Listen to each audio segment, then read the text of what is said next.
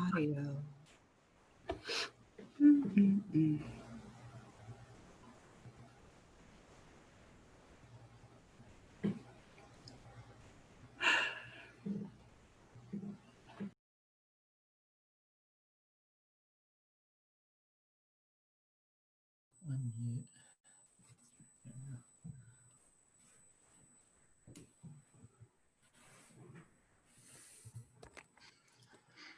So why?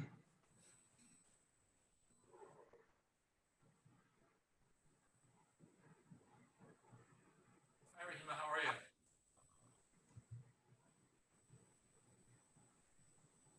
you? Well, good afternoon. How's it going? Oh, it's going. Right. Exactly. Guys, we're recording, so we can't talk. Oh, okay. Thank you. Mute it.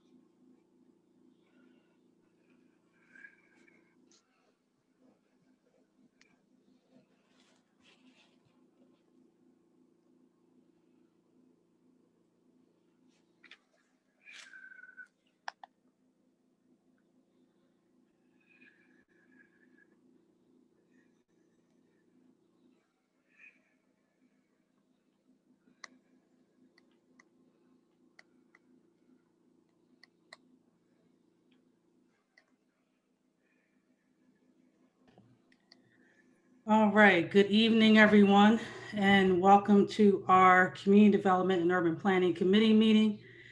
This is our first meeting since returning from break over the summer. So we will jump right on into it since we have a few things on the agenda for this evening. Just wanted to welcome everyone to our, we did usually have our meeting, usually it would be next week, next Thursday. We actually moved it up, so I appreciate everyone who's with us today, who's going to be presenting and also has legislation that thank you for being with us this evening and being able to adjust with us. So first, I'll start off with introductions from council members. Councilwoman Yolanda McCoy, 6th District. Loretta Walsh, council member at large. Hanifa Shabazz. Excuse me. Hanifa Shabazz, President, City Council.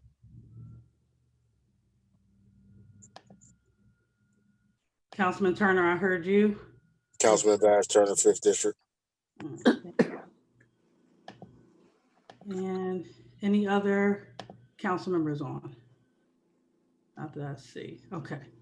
All right. And Rysheema Dixon at large, the chair for the committee. The first thing on our agenda for this evening is Ordinance 20-36, which is an ordinance to rezone the parcels of land located from Market Street, Race, Hutton, and changing the rezoning for certification. So who will be speaking to this legislation? How you doing, Councilwoman Dixon? Can you hear me? Yes, I can hear you. I will. I'm sorry. I have some problems with my computer, so I'm on my phone. Oh, okay. I'm sorry. I didn't know that you were here. Yeah, that's okay. So I recognize that Councilwoman Oliver is in attendance as well. Okay, that's Ordinance 20-36, ordinance to rezone the partial land located at 1914, 1920, 1904, and 2006 North Market Street, Ray Street, 1901, 1903, 507, 1915. This is the whole Hutton Street, C1 neighborhood shopping zoning, classification to C2 secondary business center. This is the work that Brother Ron is working on and has been working on with neighboring residents from all in that area. So this is part of his project.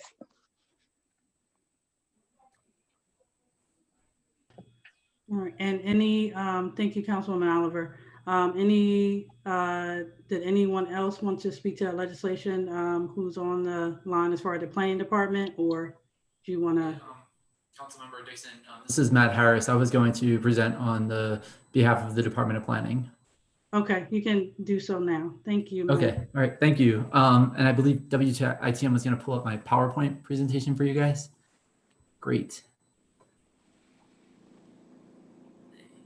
Okay, so first of all, thank you to everyone in the committee for having me before you this evening. My name is Matthew Harris, and I'm with the Department of Planning. I'm one of the planners, and I'm here tonight to speak with you regarding Ordinance 20-036. Next slide, please. Can we advance to the next slide?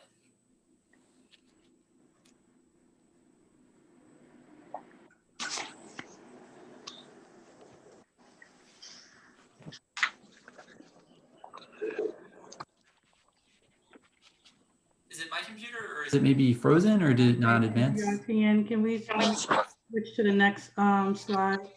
Hold on, stand by. Sorry.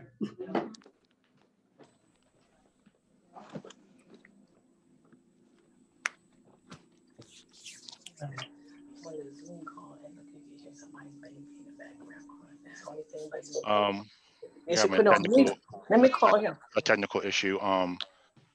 Let me we're gonna address that real quick. Just give us a minute. Sorry about that. Thank you.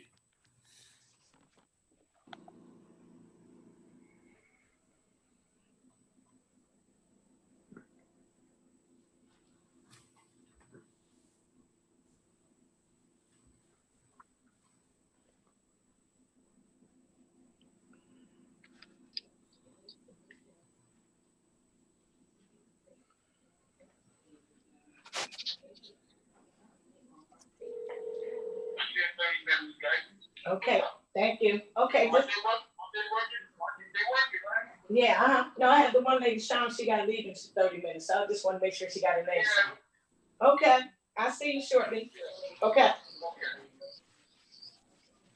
Okay, looks like we're back on it. So as Councilmember Oliver introduced, it's Ordinance 20-036, which is officially an ordinance to rezone the parcels of land located at 1914, 1920, 2004, and 2006 North Market Street, 50 Race Street, 1901, 1903, 1905, 1907, 1915, 1925, 1927, and 1929 Hutton Street from the current C1 neighborhood shopping zoning classification to C2 secondary business centers. Next slide, please.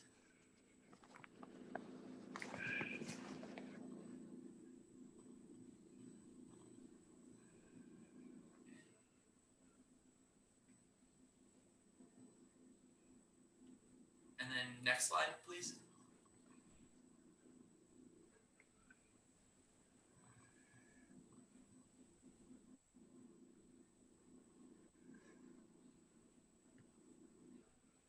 Sorry about that. That's okay. The next, I'm gonna switch.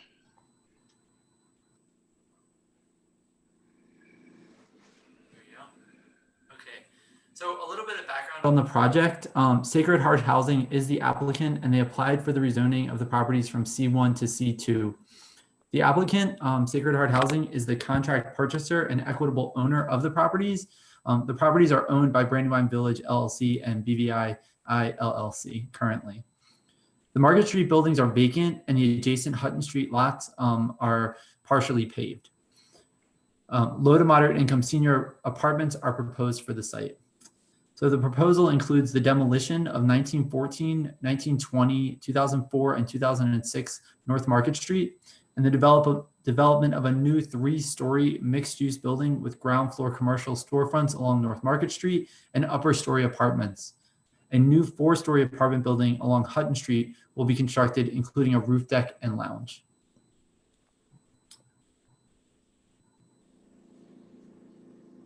So we just wanted to show everyone, so we're all familiar with where we are.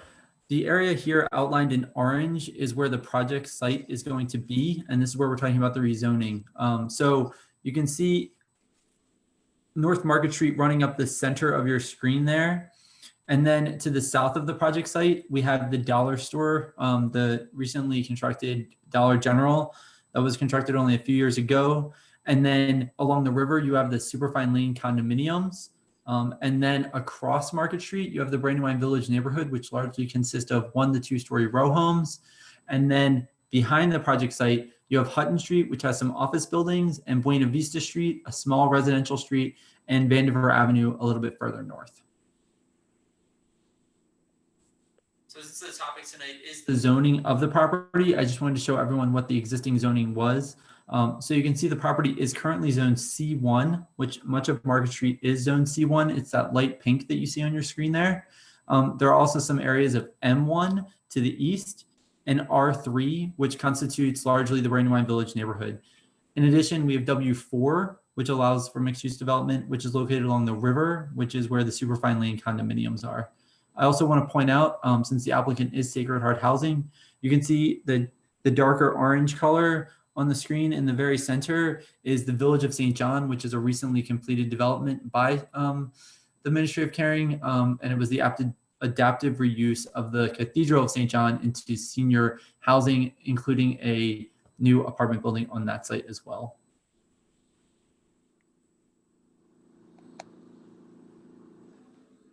So then I want to run through really quickly with everyone the existing and the proposed zoning. So the existing zoning is C1. C1 is designed to provide sites for convenient retail and personal service establishments for a small tributary area. Residential uses are limited to 2 families per floor, which would not support the proposed development. So essentially what that means is that if you had a commercial building that had maybe a store on the bottom, you could do about two apartments above, but that would be about the limit you could do. So the proposed zoning is secondary business commercial centers, C2. It's located along major corridors, which we consider North Market Street to be one. It's designed to permit neighborhood commercial establishments. The heights are limited to 15 stories, which is a jump from the current C1, which is 3. The residential density will support the proposed development, and the C2 zoning is established along North Market Street beginning at 34th Street. However, that is the closest C2 zone along the corridor. Everything lower is C1.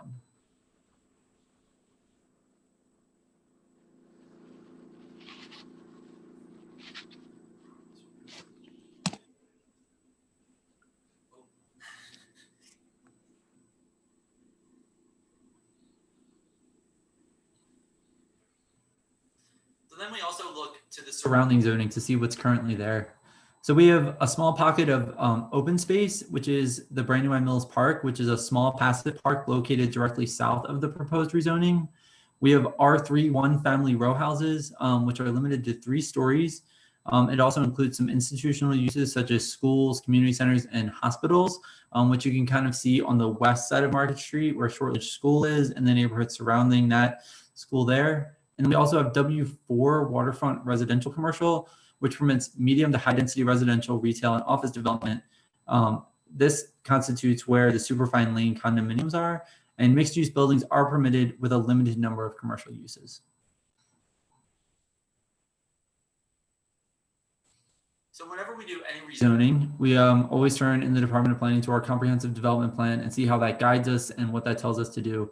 And as many of you participated in, we recently adopted Wilmington 2028. And so we looked at that plan to see what it said. So no amendments to our comprehensive plan are proposed as part of this rezoning action. C2 zoning is consistent with the land use recommendation in Wilmington 2028 because the plan calls for neighborhood mixed use, which C2 supports. This rezoning also supports several other objectives of the Prices Run Riverside 11th Street Bridge and Baynard Boulevard sections of Wilmington 2028, and I want to read those to you. They are to prevent nuisance properties and stabilize vacant properties, make neighborhood commercial corridors, centers clean, safe, and attractive, enhance the attractiveness of city gateways, and enhance Concord Avenue and North Market Street as attractive gateway corridors.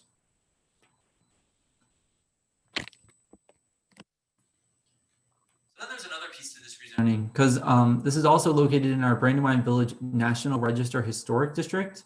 So the area was added to the National Register of Historic Places in 1971. This is different than a city historic district. So I'm not describing a city historic district, which many of us are familiar with. This is a federal designation. The Greater Brandywine Village Urban Renewal Plan was also adopted in 2001. So C1 limits the scale of development to remain in character with the historic district. Heights of buildings are limited to 3 stories. In C2, the zoning permits heights up to 15 stories, which would be out of character with the historic district. So then, just so we can all see again, you can see the area proposed for rezoning is outlined in red on your screen here. And the area shaded in blue, right around that 13, is what is considered the Brandywine Village National Register Historic District.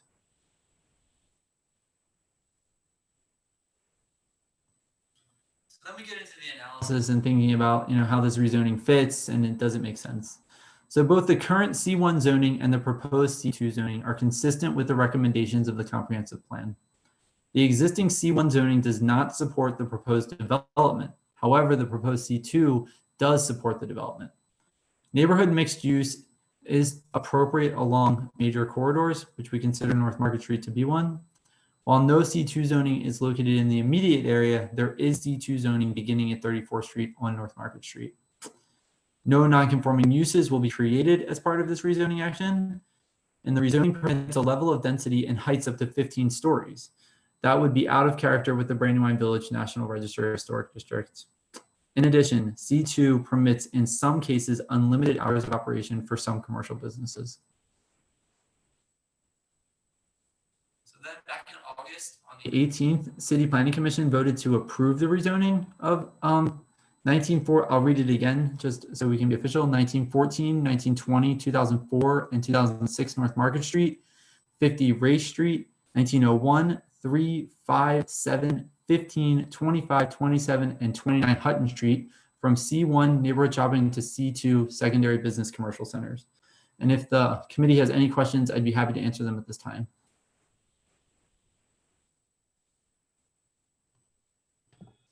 Thank you, Matt, for your presentation. Thank you. Mhm. Are there any, now that Councilwoman Oliver as well as Matt has given their presentation on the legislation, are there any questions from council members? Council Chair, Councilwoman Walsh? I'm not a committee member, I don't believe. I'm not sure. No, but- you're not, but I don't have that. Okay. In this. Well, in case somebody wanted to come before me who was a committee member. For those who grew up in Wilmington and know this area, this is like a rebirth for that whole section of town.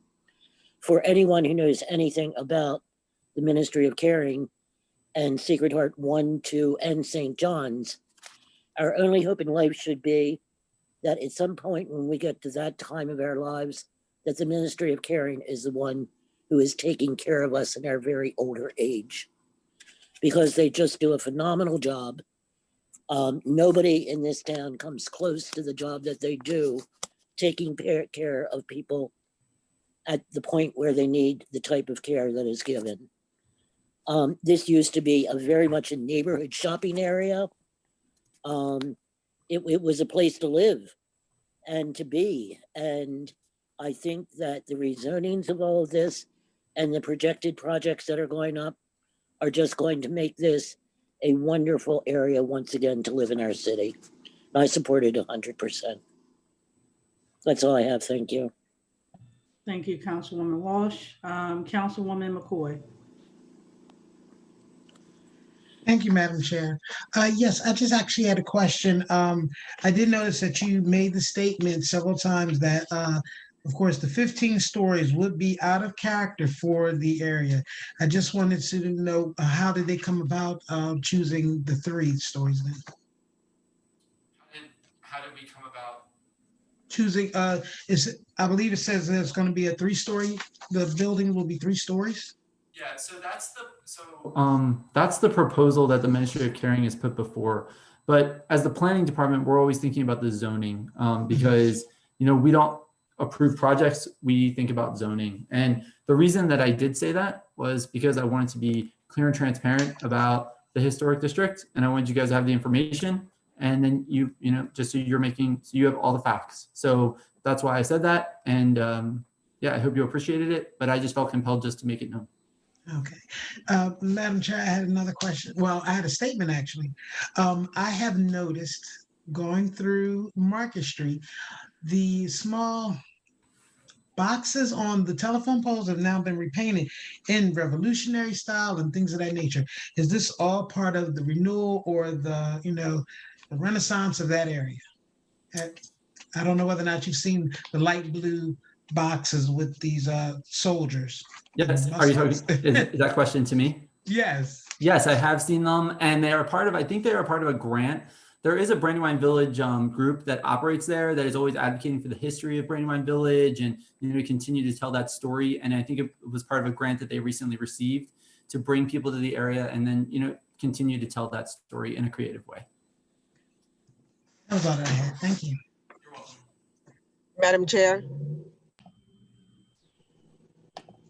Hold on 1 second, Council President. I had one other right before you. Is Councilman Guy on?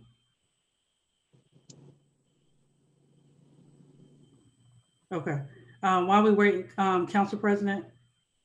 yes, I just would like to say that I'm glad to see that this project is moving forward. It was presented to the community and as well as the council members about what the Brother Ronald Ministry of Caring wanted to do for this area. And as Councilwoman Walsh did say, I do know that history, Councilwoman Walsh, because I've been here all of my life. And I do have that age on me, what that used to be. And it is definitely fulfilling a need as the St. John's Village came online. It was immediately filled by our seniors needing a safe and comprehensive place by which to live. And so they're fulfilling a great need. And I definitely am in support of this project and look forward to what it's going to do for that area of the city, as well as for our seniors and residents that they serve. Thank you.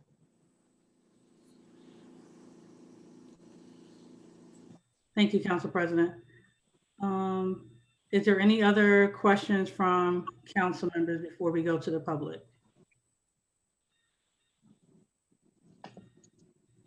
All right. So we will, does anyone from the public have any questions regarding this piece of legislation or presentation?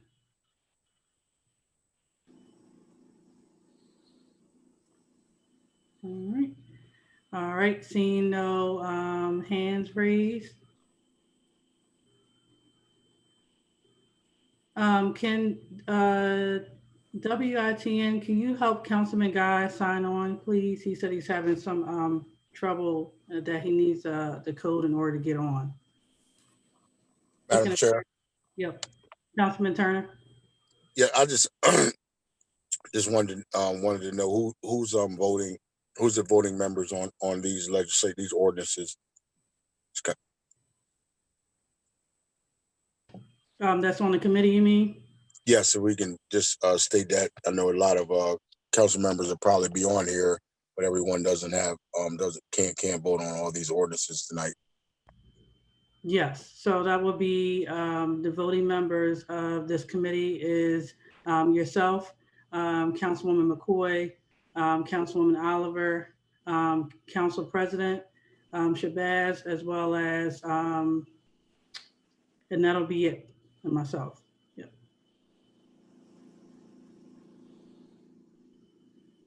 Any other questions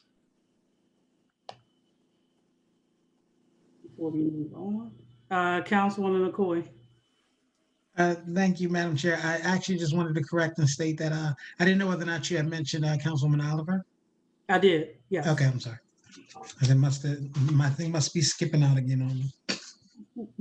No worries. Yeah, this Wi-Fi has been acting real cuckoo lately.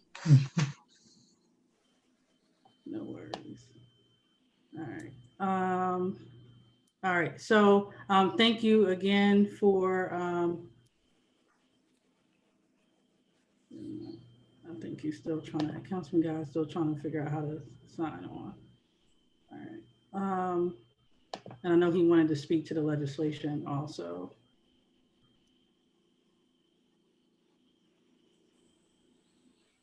All right.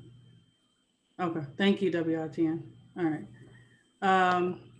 And if you did have a question from the public, just a reminder that you can just press #4 or #6 in order to unmute yourself. All right, as of now, we do not have any other last questions or comments regarding this piece of legislation or presentation. All right. I will say thank you to Matt for the presentation, as well as Councilwoman Oliver. Is there a motion to move ordinance number 20-36 out of committee? Yes, I make a motion to move it out of the committee. Second. All those in favor?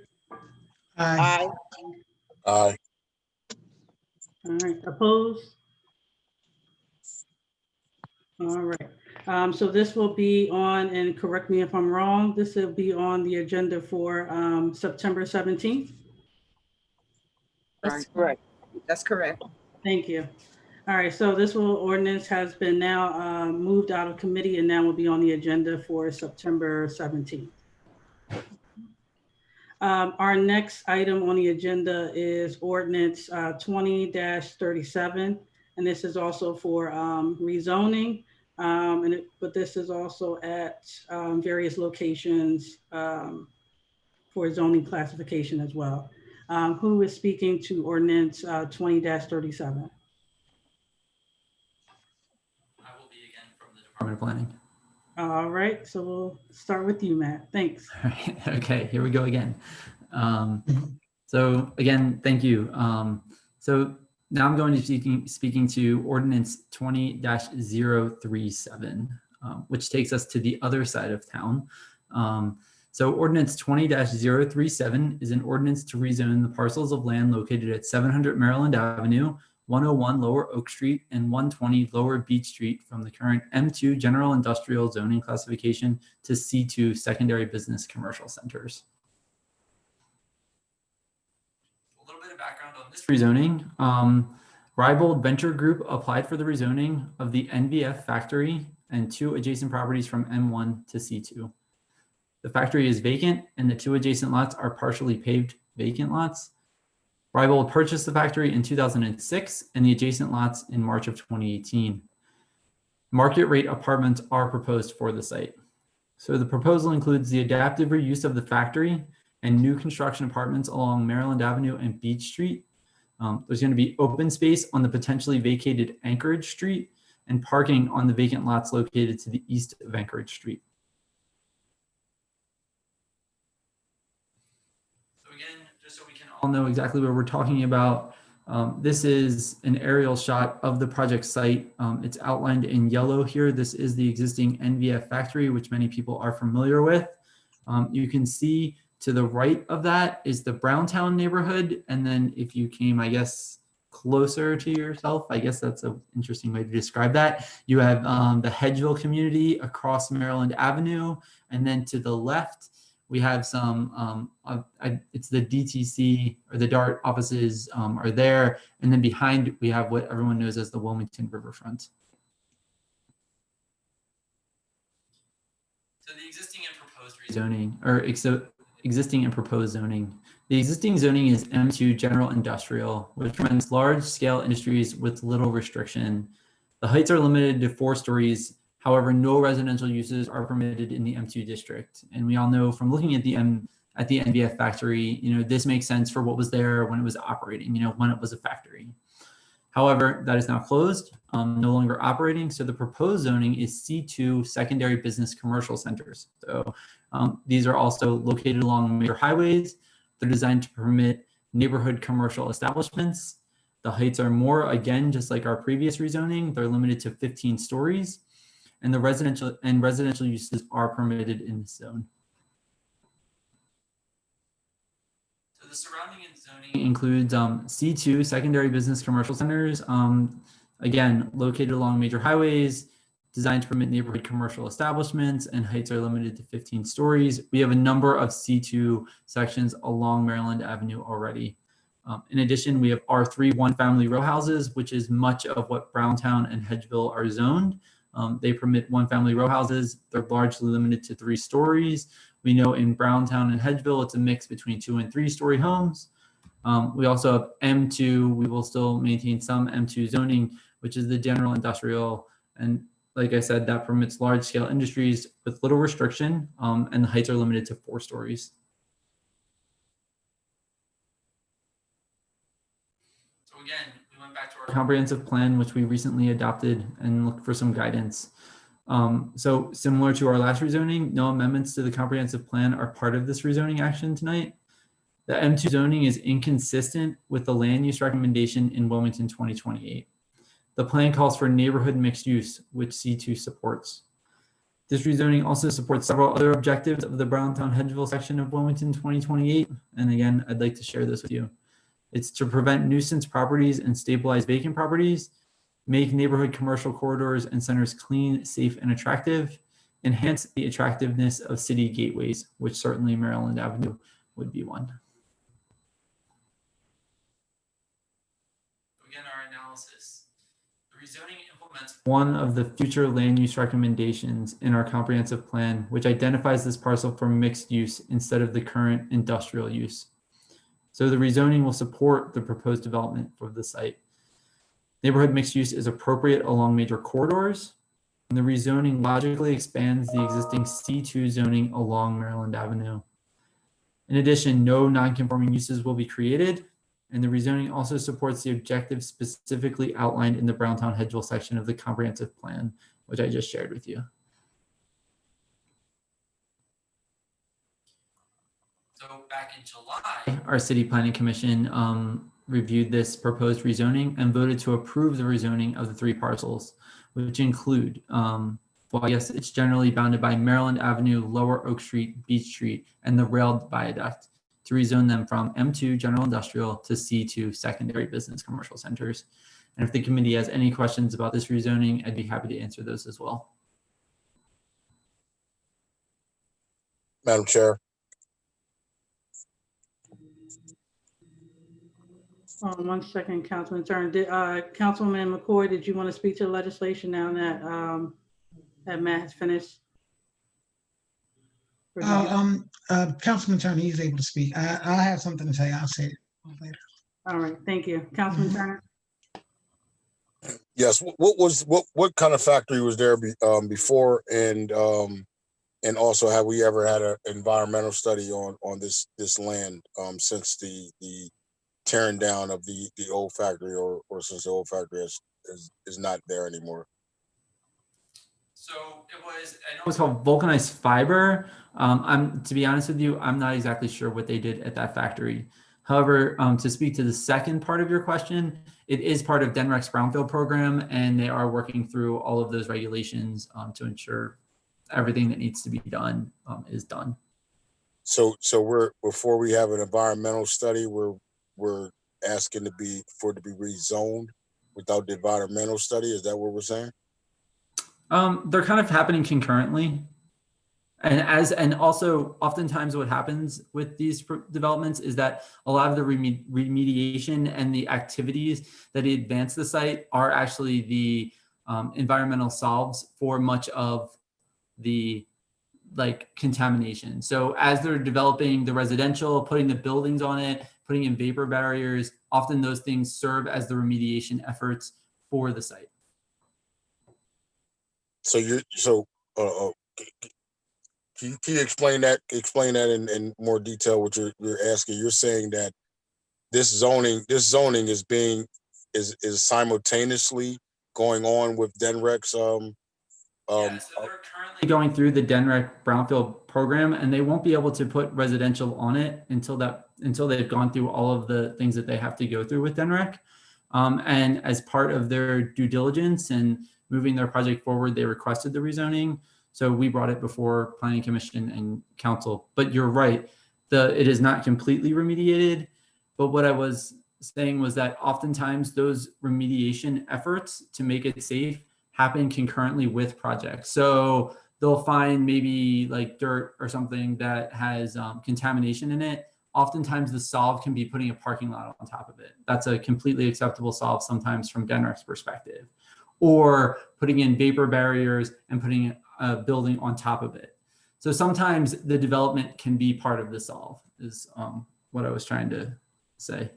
So would this be similar to what we had happen years back down the riverfront, where those houses had to be built, or they had to be 6 feet or something from the ground, and now they're having problems with these with that land now years later? To be totally honest, Councilman Turner, I'm not totally familiar with what specifically you're citing on the riverfront, so I can't really speak to that. I'm not sure the details of that.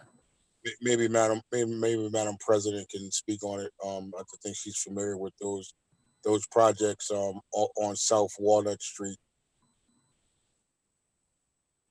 Councilman Turner, Council President is no longer on the line. Okay. Is there anybody? This is an important legislation here because we're voting. They want us to move this out of committee, and at the same time as remediation is be going on, and we have properties on South Walnut Street that's having those issues right now, where people bought those houses and they're having issues with the contamination that was under their property. And maybe this might be history that repeats itself, and we might be kicking ourselves in the backside by doing this, and then finding out later on that's going to affect quality of life.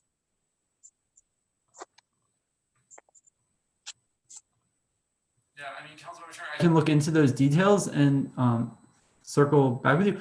I actually think And then maybe we could talk about it more. I'm just not familiar with it enough right now to speak to it. At least the stuff on South Walnut Street or South Market Street. Yeah, thank Matt. Matt, thank you for your honesty on that. But I think that we may need to get someone to give us a little more information about that history and making sure that we're not in the same boat now. So yes, thank you for that. You're welcome. Yeah, so Councilman Turner, I see that Chief of Staff Tanya Washington, would you like to speak to that?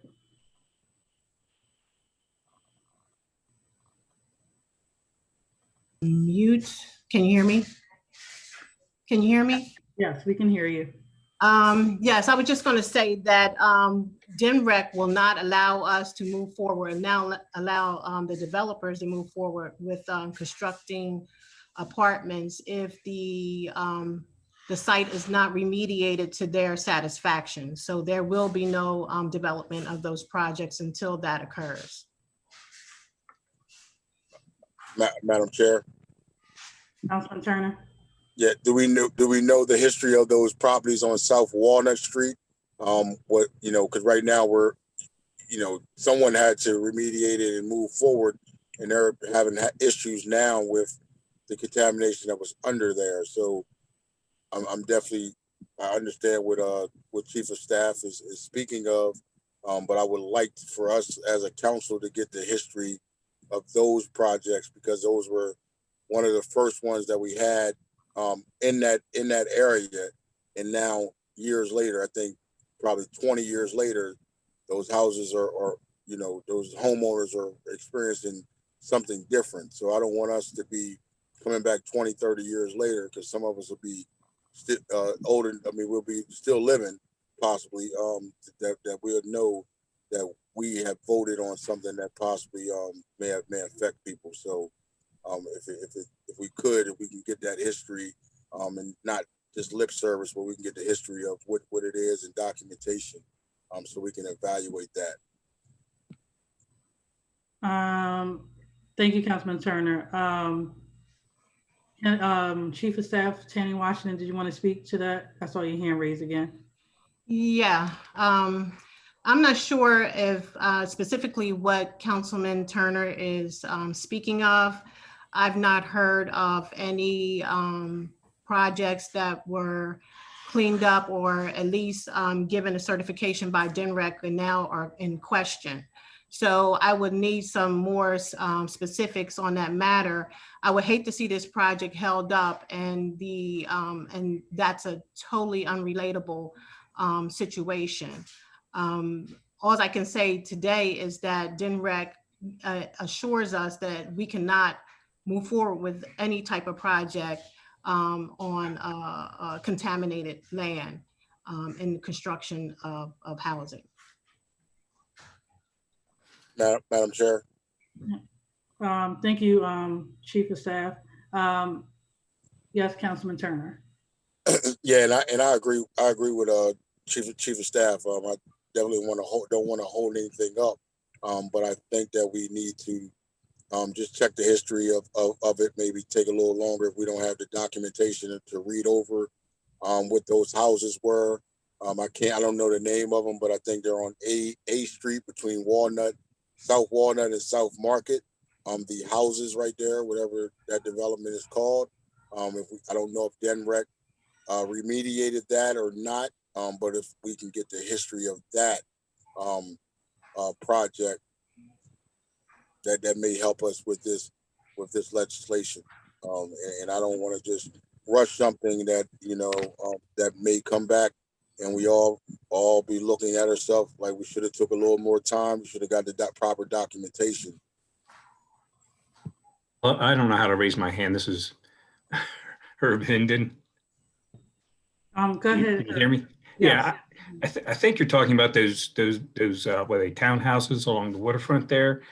And as I recall, I think that was more of a construction issue with the materials or something to that effect. I don't think that was a DNREC issue, as I recall from the newspaper articles that were published on that.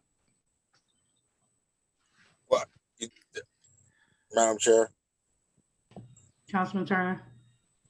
Thank you, Herb.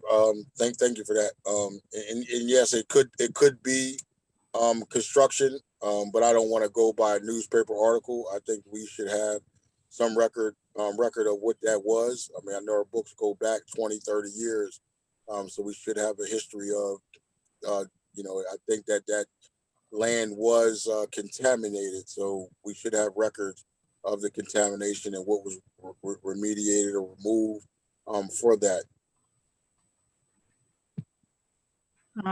And Chief of Staff Tanya Washington. Yes, just a final comment on that.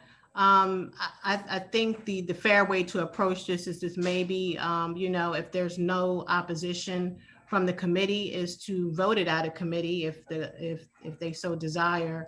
And before you move forward with putting it on the floor on the agenda, have those questions answered. Madam Chair. Councilman Turner. I think that's the reason for committee. I think committee, we should have these tough discussions. We always talk about not having these tough discussions on the floor. So I think that this is where these discussions have to happen. So we don't have to waste time on the floor. We can have these tough discussions here. So if there's supporting documents or any documents that we need, we can go ahead and look at it as a committee. I think that's why we all been chosen on the community development, urban planning, to have these tough discussions, and anyone else is welcome to add to that.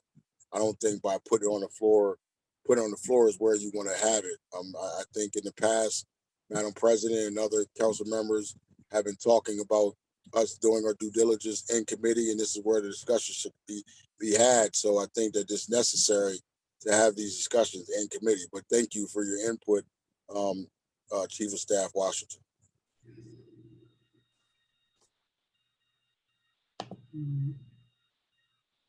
Any other questions, comments? Councilwoman Dixon, can you hear me at all?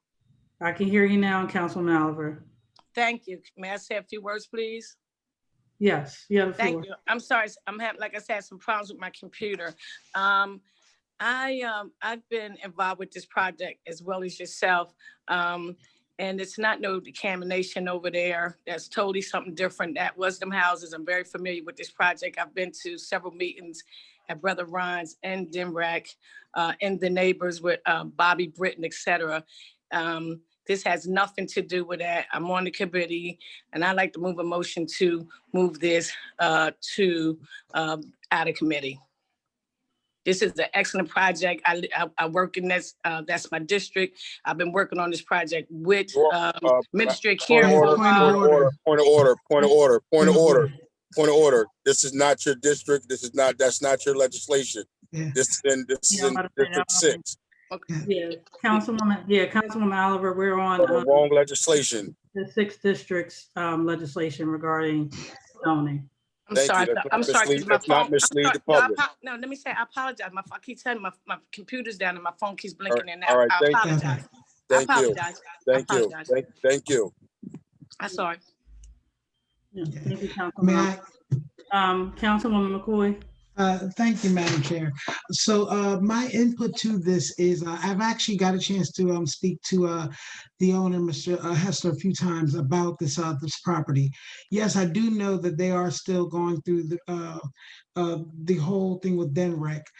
One of the things that I did not know about the South Walnut Street, and I don't know whether or not this is actually something that matters, is that whatever was going on with South Walnut Street, I'm believing that is actually something that they needed to build foundation-wise, totally up, from the ground up.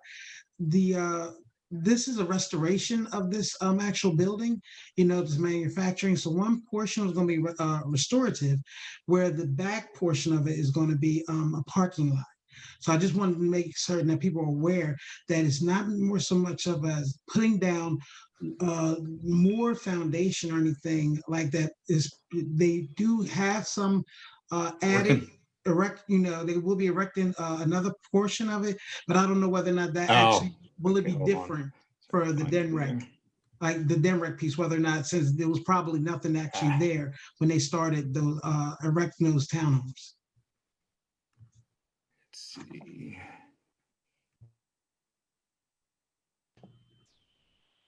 All right. That was it, Councilwoman McCoy? I didn't. Yeah, that's it. Okay. All right.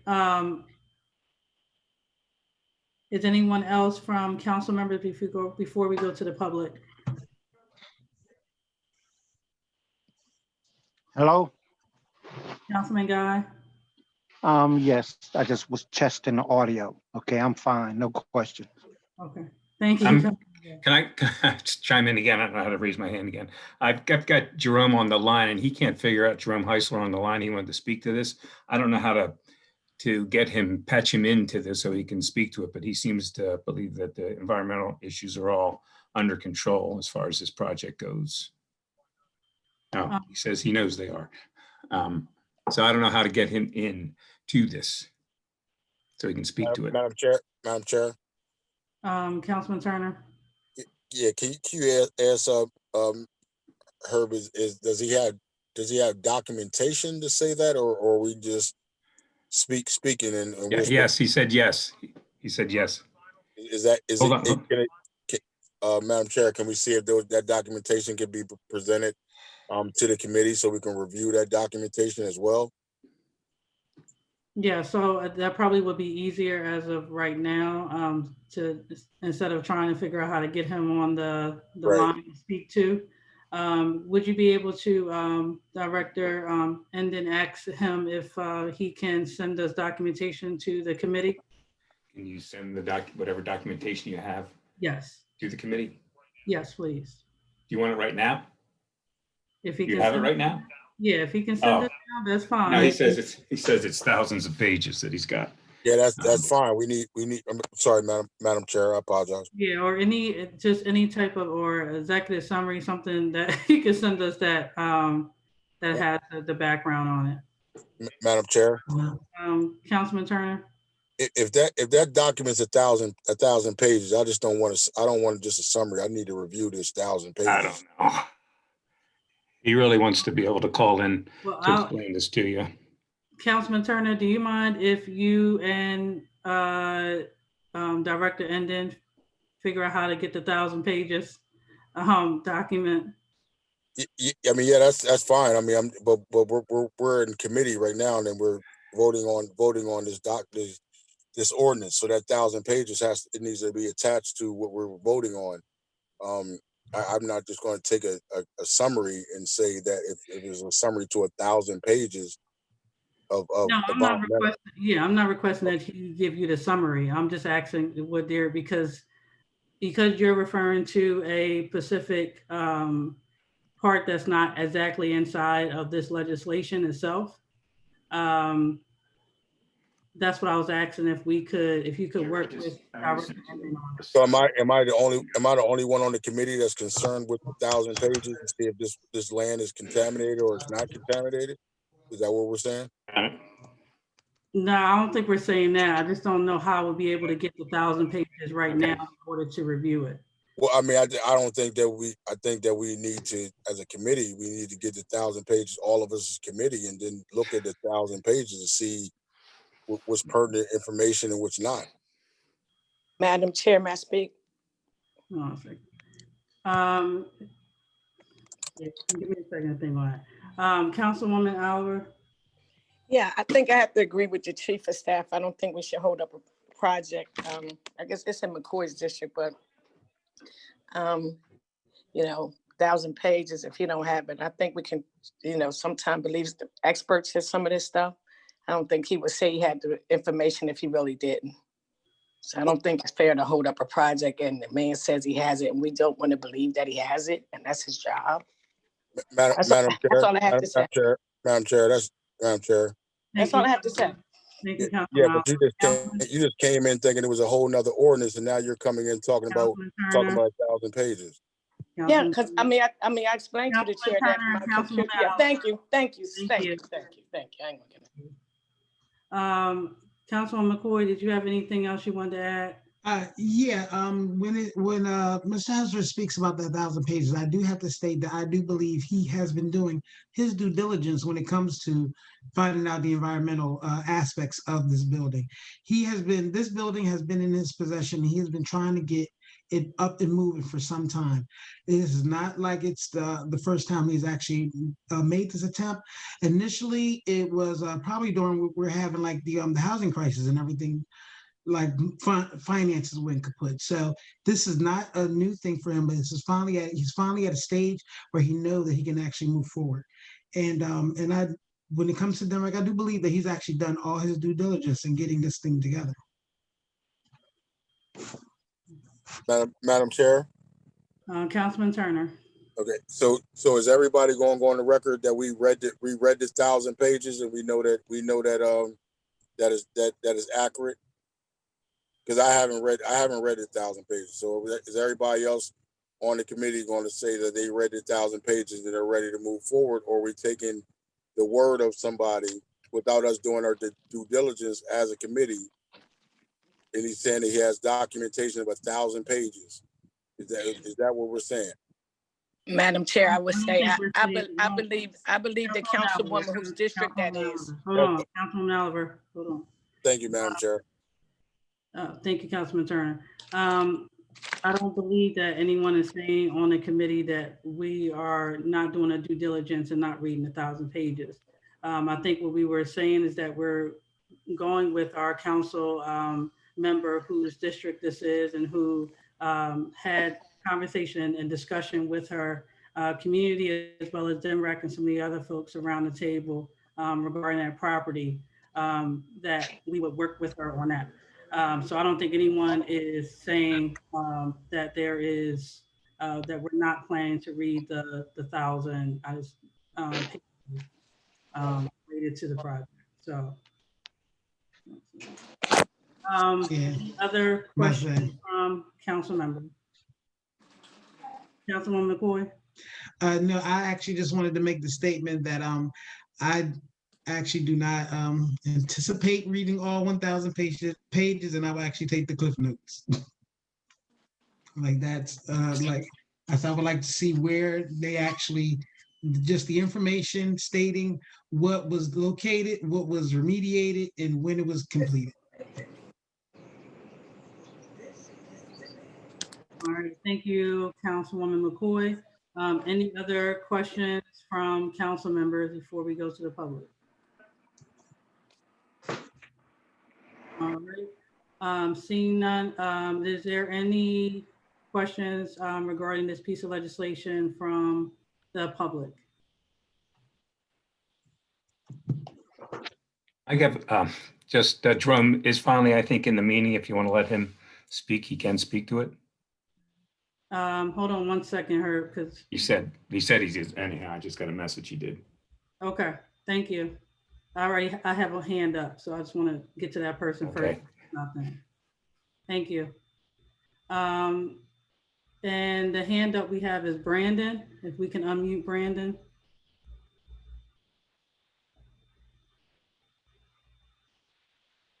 Hey, can you hear me?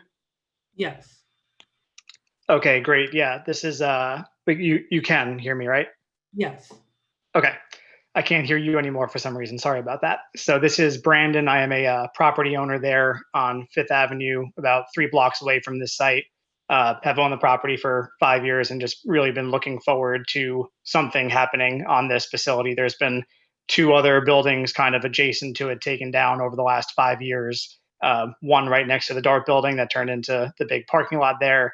And then another one that's, it was really just along Maryland Avenue. I think it was leaning onto the street and was taken down because it was a hazard to fall into the street. So just really do appreciate the focus here on this because it is a big deal. It's a big parcel, would be really great for the neighborhood, and the diligence you guys are putting forward to at least change the zoning and give the organization a chance to make something happen here on that plot. So I know from an environmental standpoint, there's definitely concerns here. It being a former manufacturing facility, I definitely want to make sure those are all looked at and taken care of, and just know and have faith in the professionals at DENREC that anything that's there would either be cleaned up beforehand or cleaned up during the construction, scooped up, taken out, replaced for soil and all those kinds of things. I do have the utmost confidence in them. So just wanted to let those thoughts and feelings be known to the group. And thanks again for the time. And thank you, Brandon.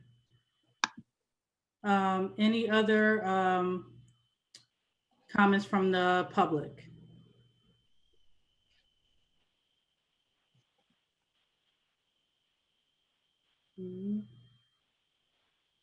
All right, Director Ending, was that the person you were referring to? Is there someone else? No, supposedly Jerome Heisler. He called in at the 302-540-0723 number. WITN, can we figure out how to unmute him, that person?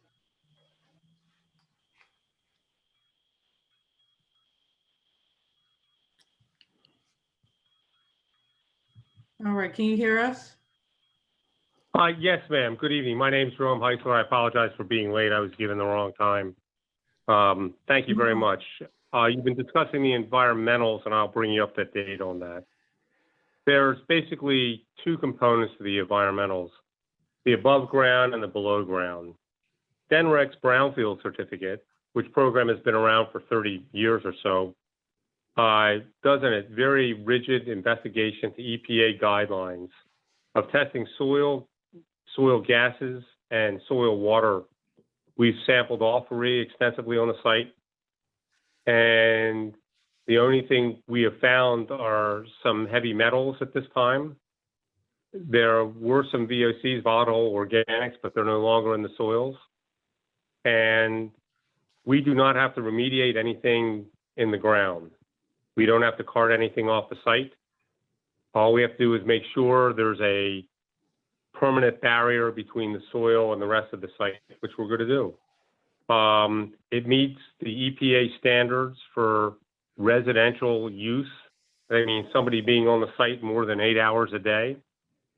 And we will, in the next couple months, we will receive our brownfield certificate, which I've received a couple already in the city of Wilmington for the ground on the other side of the I-95, Maryland Avenue, where the old Caribbean bar used to be, and the Nussbaumer is the only building standing. We did about 7 brownfield certificates there. That's to a commercial level. This is to residential level, which is a 10 to the -6 standard for making sure it's a safe property. In the building itself, we did a separate evaluation without DENREC to clean all the asbestos out of the building, which has been done, and to remove any lead paint that was not, that was loose or could be shaved off on the building. The rest of the lead paint that's internal to the building will be painted over or encapsulated. So we've done a very thorough examination of the building. We have no reason, we will end up owning this building for years. So we have no reason to put anybody in harm's way. There's no point to it. I'd be happy to share any information you want, but we've done extensive testing. There's thousands of pages of documentation starting in 07, 08. We've used Brightfield's Environmental for this site in the last decade to do the evaluation. Before that, it was Duffield. And we have followed every protocol DENREC or EPA has required. There are no issues that I'm aware of and that anybody's aware of, and we are really at a satisfactory point. It's taken a lot of years to get there, but we're there. So we're submitting our final report for review in the next couple weeks, and then we are going to publish something in the newspaper for public comment, which is a standard process for the DENREC brownfield. And then we'll get a brownfield certificate, which is recorded on the property saying we have met the standards of the EPA and DENREC, and we are indemnified for the property. So that's sort of where we stand at this point. And I'd be happy to share anything anybody wants regarding the property at any time. That's also on the public record as well. So if you were to go on the DENREC tonight, you could log in and look at this site on their website and find it, and you would see all the documents that we've gone back and forth with. Any questions? Yeah. Thank you, Jerome, for all your comments. Again, I apologize for not being here earlier. No, thank you. I think that helps answer some of the questions that came up in the meantime. So we appreciate We it. did, just so you know, that was a asbestos fabricating plant for a while. So we were really sensitive about the asbestos. So instead of encapsulating it, we had it all removed. There is no asbestos at all in that facility. It is totally removed.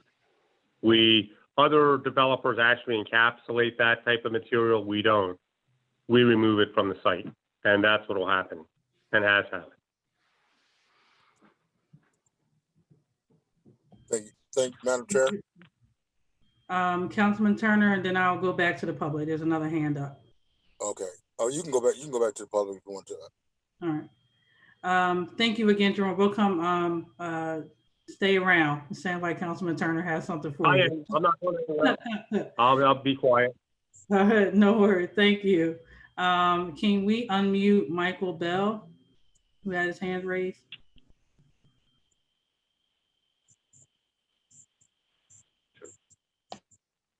Can you hear me? Yes, we can hear you. Okay, has there been any participation by certified minority or women-owned firms with the extensive remediation that has taken place to date on this project?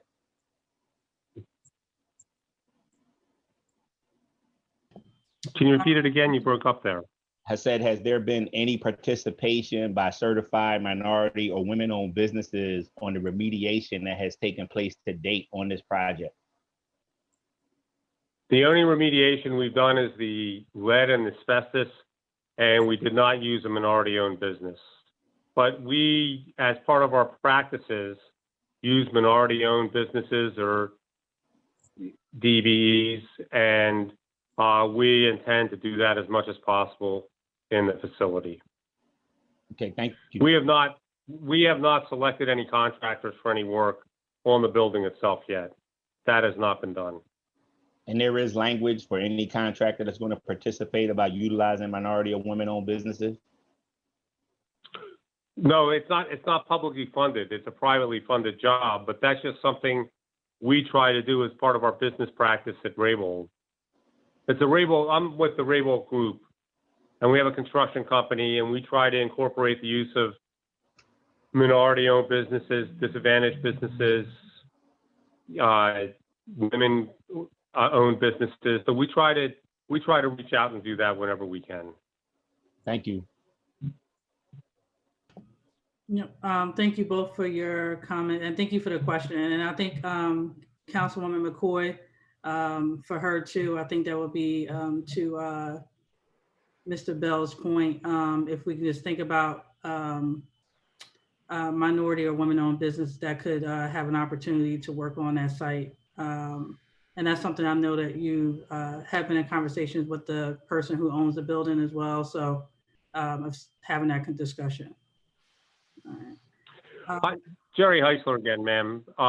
We built the self-storage down at 26th and Market back in 08 and 09, and we used several minority-owned businesses down there. And again, it wasn't public money. It's just because we're part of the community. The Heislers have been in Wilmington for over 100 years. So this is our community as well as yours, and we want to make things work for everybody.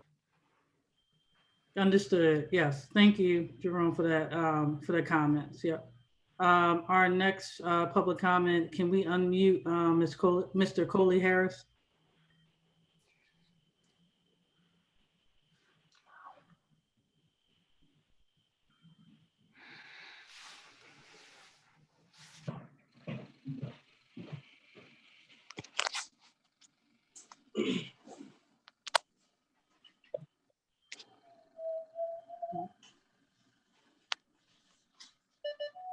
Coley, are you able to unmute?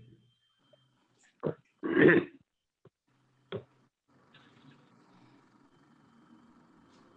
right. All right, so we'll come back because his hand went down. All right. Now I'll go back to Councilman Turner. Yes, just wanted to get clarity.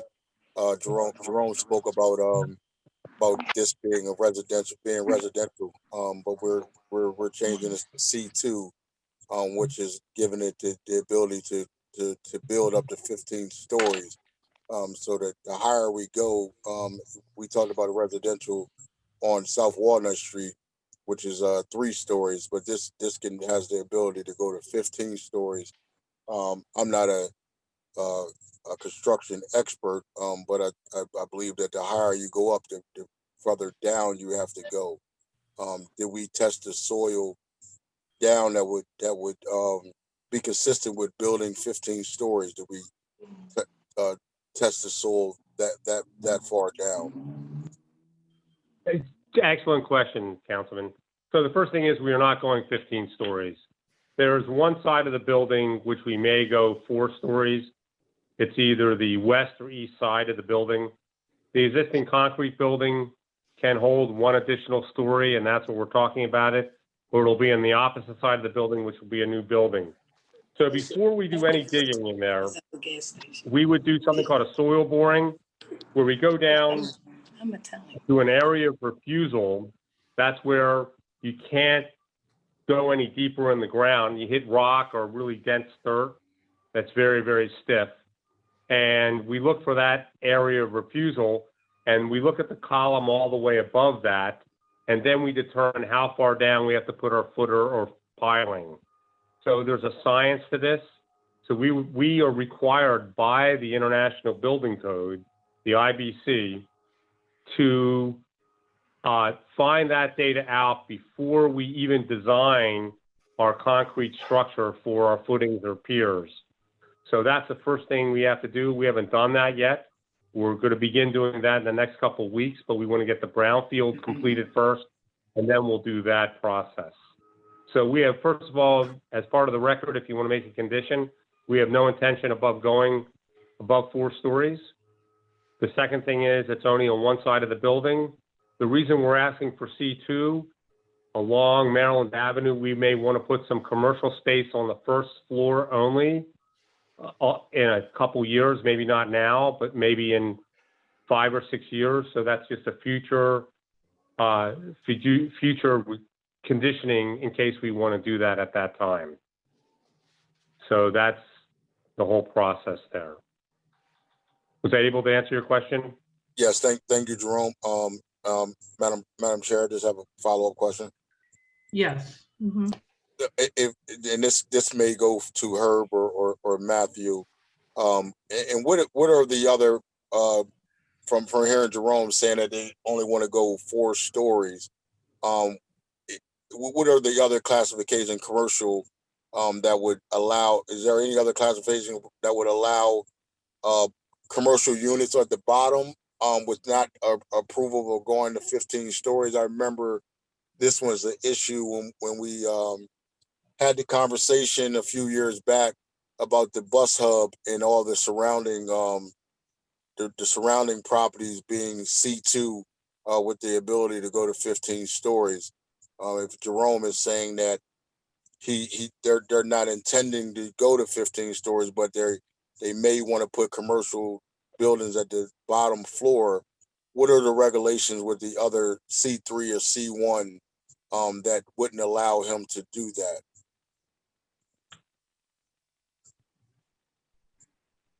And Madam Chair, you can direct that question to Herb or Matthew. Answer that.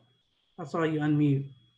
Yeah, I just unmuted. I figure I'll answer it. But so the C1 zoning, well, first of all, C2 is already along Maryland Avenue, so that's why planning thought it was appropriate to do that. However, planning is also aware of your other concern about these 15 stories, and really with the other rezoning that we talked about, we're going to be looking into creating kind of something in the middle between C1 and C2, so the heights there's not such a difference there. So basically for this project here, with the density of residential that is proposed, the zoning that's going to make sense for the mixed use, which includes the commercial along Maryland Avenue, which is also something that planning would advocate for. That makes sense along Maryland Avenue to have commercial spaces on the ground floor. And then the residential above, the C2 works for that. The C1, which is what I talked about under the previous rezoning case, only allows 2 apartments above like a commercial space. So it's very, very limited. So really, we understand your concern about this, what seems like a very big jump in height regulations. And we're looking into that, but it's not an option that we have right now.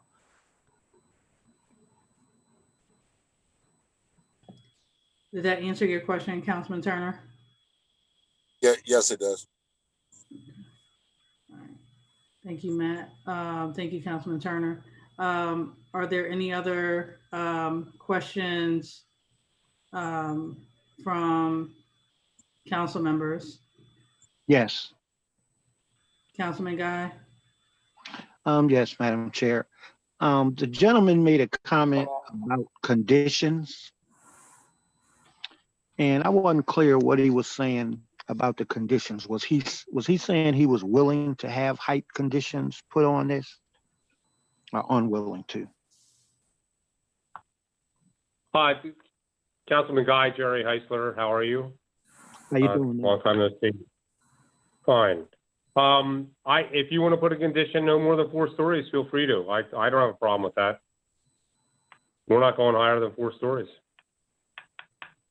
Okay, now does the staff here for the city have any comment on, let's make believe 10 years down the road, they decided they wanted to go on up to 15. What would be the process for somebody after they have conditions to be able to change the conditions to go higher? What would be required? I don't think that there would be any way that you could put, I guess if Mr. Heisler wanted to work with council and put conditions on his specific project, you can do that. I don't think, and Gwen, you might be able to correct me, that you can put perpetual restrictions on a zoning classification. The zoning classification is what it is. So if Mr. Heisler's that project doesn't come to fruition and say he sold it to someone else, we're back to what the zoning code says. I don't think that, I'm not aware of any condition, that would allow for something like that. But again, I may just not be aware. Gwen, do you have something or heard? Well, in the past, we've done deed restrictions. So we haven't done them, but property owners have put deed restrictions in place on their properties stating that they would only build to a certain density or height. There's a question of how well those are enforced down the road, but it has been done. It's not something that the city would get involved with. Otherwise, it might be a condition of contract zoning, but if the property owner wanted to, on his own, to file a deed restriction with the property, he can do that. Madam Chair, I can't see who was speaking. Who was just speaking? I didn't hear. I'm sorry, it was Gwen Kaminsky with the planning department. Thank you. Okay, Councilman Guy, Jerry Heisler again. Let me point out one thing. When we put the building up, we size our footers and columns inside the building for a certain height. For you to all of a sudden go from 4 automatically up to 7, unless it's been already designed in, you basically have to knock that building down again. You just can't add stories onto a building, multiple stories, and think the substructure is going to be able to hold it up. It generally won't. Okay, so if it's a deed restriction, if he self-imposes, if you will, a deed restriction, wouldn't he be able to lift it himself? That's for my staff. I don't know the answer to that question. That sounds like a legal question. I'm not sure. Is there anybody here from the staff that can comment? Gwen Kaminsky, the restriction would be recorded with the property, with the deed. So it would be an official act. But would he be able to lift the deed restriction since it was self-imposed? Yeah, that's a question for the law department. I'm afraid I haven't heard of that happening, but I'm not aware if it can actually happen. Okay, so can somebody get back to who's your attorney signed to your department? Hello? I believe it's Aaron Baker.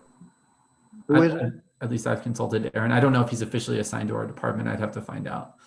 Okay, can you get back to us with some information with respect to height restrictions as a condition and also the deed restriction issue? Because that's actually an issue with all three of these items today. At least we need to learn some more about how that's handled. Whether it's done or not is another story. So the question also, if I understand correctly, is if the property owner puts the deed restriction on, do they then have the authority to lift the deed restriction on their own property? Right. And also, how can conditions be put in place that actually stay in place? I can certainly ask the law department to give me some guidance on that. Right, because all three of these today are instances where the builder, if I'm understanding, is saying that they don't want to go all the way up to 15 stories. Is that correct? None of them want to go to 15. I have no interest in going up 15 stories, but you have to realize my building, to begin with, the first floor is 20 feet high, the second floor is 15. The third floor is about 14 feet high, and then the additional apartments on the fourth floor are about 15 to 18 feet high. So I don't match story for story. So I don't have a problem with the height restriction, but we're not putting in more than four stories at this time, and it's only on one wing. So I'm only going to have 4 floors. That's it on the building. We're in a transition point between a commercial district and a residential district. It would be really, I think it really wouldn't be helpful to put that type of building next to all those townhomes and that's going to the west of us to put a 15-story building. It just would be out of character. Okay. So that's why we're trying to be sensitive to it. All right. Well, if the staff would get us back to answer for council, that cuts across all three of today's presentations, just so that we know what our options are in all of these circumstances where people are saying they don't want to go 15 stories, but yet they can. That's all I have, Madam Chair. Thank you, Councilman Guy. Councilman Turner? Yes, I think I also heard, I think it was Jerry stated that once you build a story, 4 stories, you mainly can't go up multiple stories because of the structure was the foundation was already built for those 4 stories. Was that what I heard? Yeah, you're limited. The only reason we can do it on the west, we couldn't do it on our southern facing flank. The building that exists, the concrete building on the west side, it's a really intense concrete building that has a massive piers in it because of all the heavy equipment they had in there 100 years ago or 80 years ago. So the net result is we can put another floor on there, but residential construction demand is a lot lighter than industrial. So we have an industrial building that was built at very heavy specs. The rest of the new buildings there will be built to residential apartment standards, which when you set 3 floors in, to go up another 3 floors is virtually impossible because you just don't have the column loading capability. And so that's how they're designed. They're designed just to take 3 floors or maybe a 4th floor, but nothing more. They can't go up 15. That's just not possible. It just does not have that loading capability. Thank you, Jerry. Madam Chair. Councilman Turner. Yeah, I definitely heard what Jerry said. I say Councilman Turner is Jerome, not Jerry. Okay. Oh, he said Jerry, Jerome. Okay. All right, Jerome. Jerry's fine. Jerry's fine. Okay. Yeah. They have a lot more names for me. But I just, I lived in Wilmington all my life, and I remember and I don't know what happened, but I remember the Chase building already being built, and they built I think 3 or 4 stories of parking lots on top of it without tearing it down. So I have experienced someone building on top of a building that was already existing. So that's why I asked some of the questions I asked.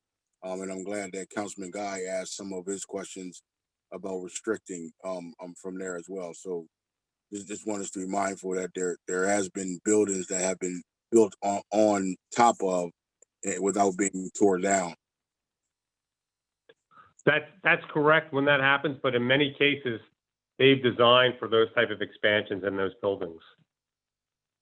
You know, to beef the column line up a little bit for future development, it's cheaper to do it then than to do it at a later date, ripping the building down or putting additional supports.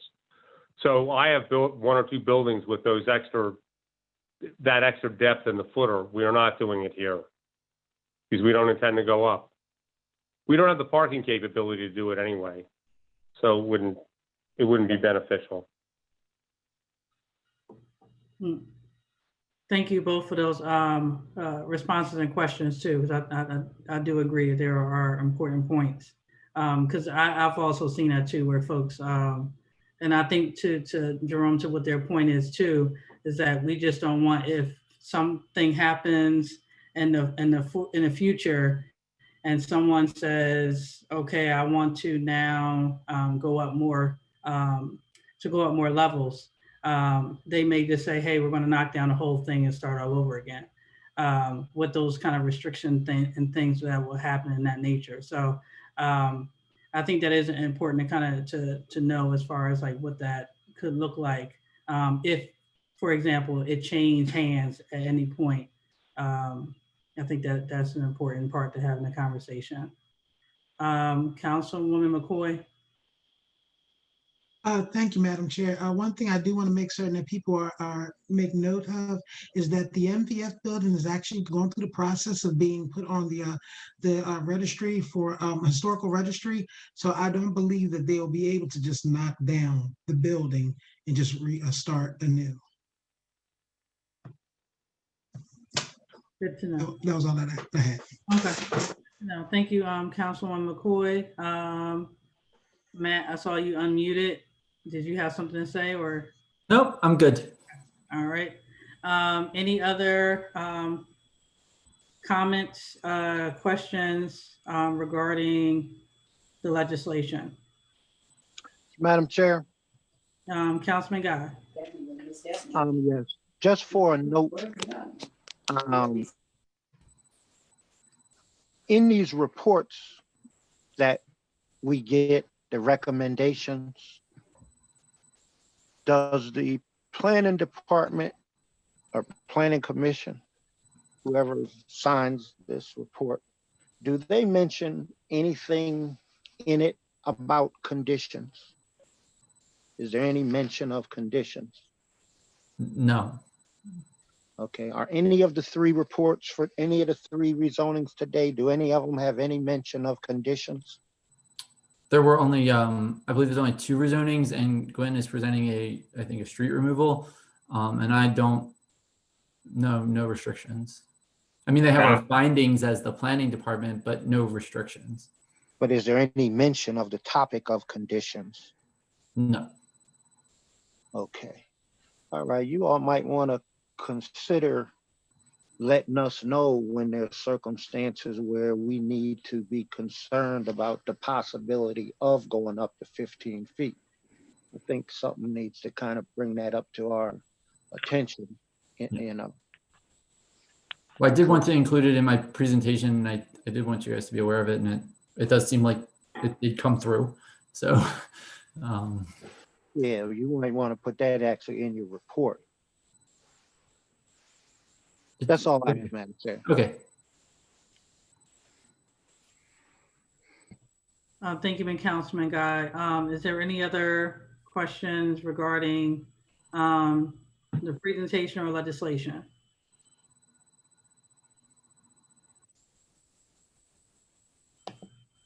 All right. Seeing there are no more questions or comments, This is a ordinance and does have to be moved out of committee. Is there someone who wants to ascertain a motion to move ordinance 20-37 out of committee? Yes, I would like to make a motion to move ordinance 20-037 out of committee. Second. All right, there's a first and second. Is there a, all in favor? Aye. Aye. Opposed? All right, non-voting? All right, this has been moved out of committee and it will be on the agenda for September 17th as well. In addition to the ordinance that was right before it. For 20-36, 20-37 will be on the agenda for September 7th. We said September 17th. Great, All right. thank you. Thank you, Ben. Thank you very much. Yeah. Thank you. I was just going to state that we still have another one if Mr. Pastor wants to stick around. Yep, coming around to that right now. Now we are on ordinance number 20-38, which is an ordinance for removal of a portion off the city map.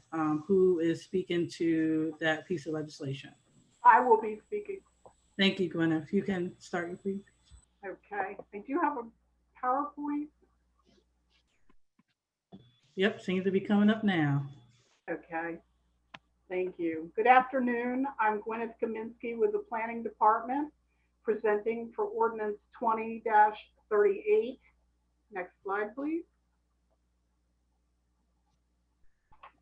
The City of Wilmington received a request from Rybold Venture Group to remove a portion of Anchorage Street between Lower Oak and Beech Streets from the official city map.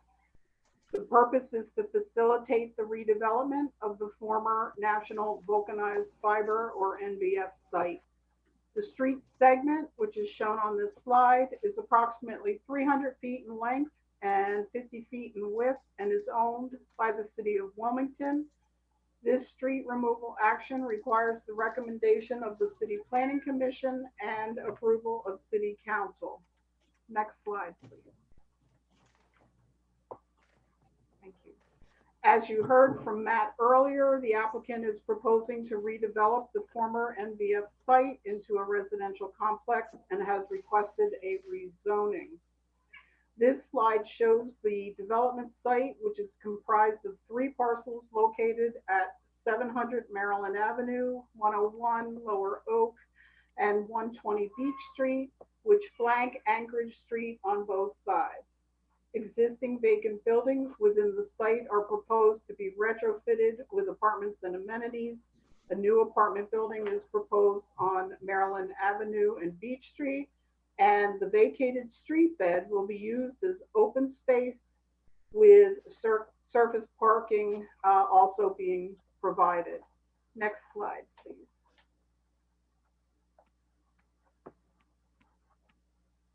The portion of Anchorage Street in question is located within the Browntown neighborhood and is surrounded on both sides by the former NVF site, which is outlined on this slide in blue, with the street segment shown in red. The residential neighborhood is situated below Oak Street, and the Delaware Transit Corporation is above Beech Street, with the commercial corridor along Maryland Avenue on the left side of the screen. Next slide, please. This slide shows the circulation patterns in the immediate area. Anchorage Street serves one-way traffic from Oak up towards Beech Street and provided access to the NVF site at one time. The street changes direction at Oak Street, traveling southwesterly into the residential neighborhood. There are one-way streets adjacent and parallel to Anchorage Street, including Marshall, Brown, Wright, and Coleman Streets, all of which terminate at Lower Oak Street and provide access to and from the residential area. Perpendicular to Anchorage Street are Beech, Lower Oak, Stroud, and Cedar Streets, each of which provide access to and from Maryland Avenue. Beech Street serves two-way traffic and provides direct access to the Wilmington waterfront. Duncan and Maryland Avenue are also two-way.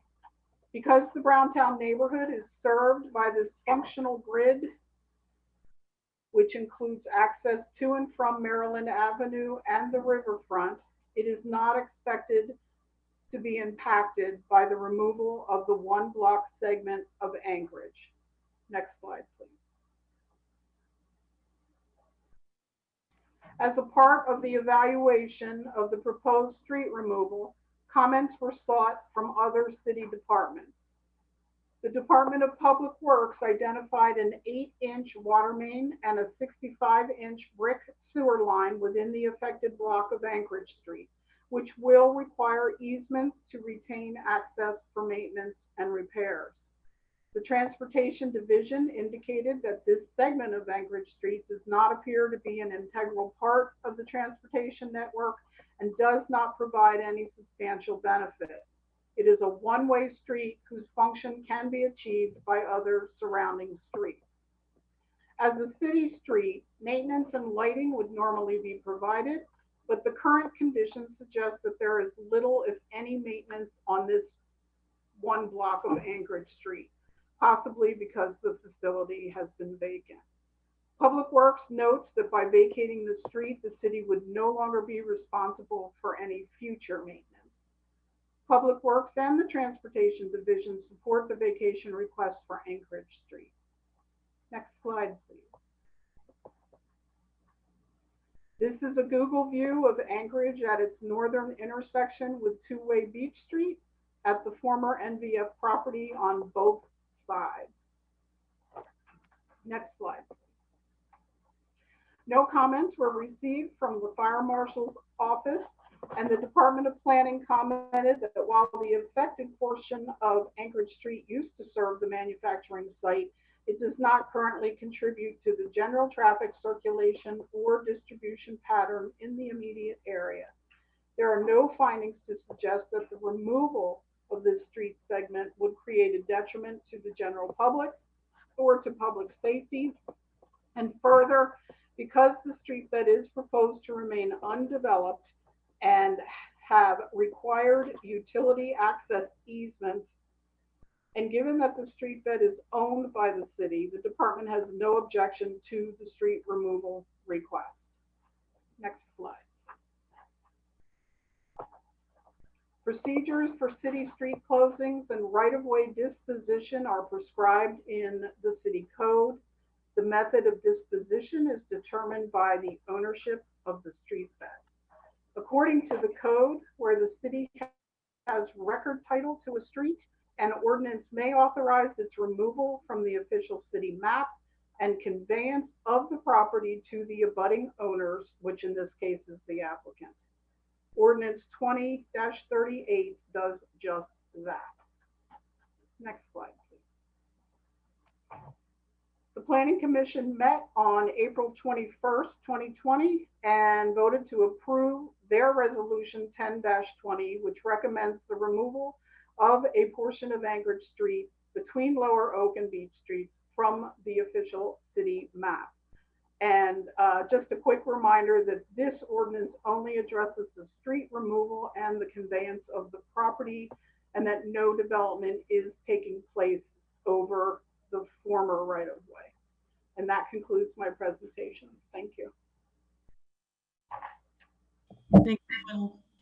Are there any questions from council members regarding the presentation on ordinance number 20-38? Madam Chair? Councilman Guy.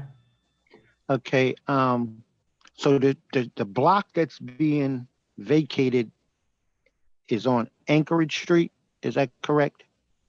The segment of Anchorage Street that's being removed is between Lower Oak and Beech Street. Okay. So it's a one block, 300-foot length of street that's owned by the city.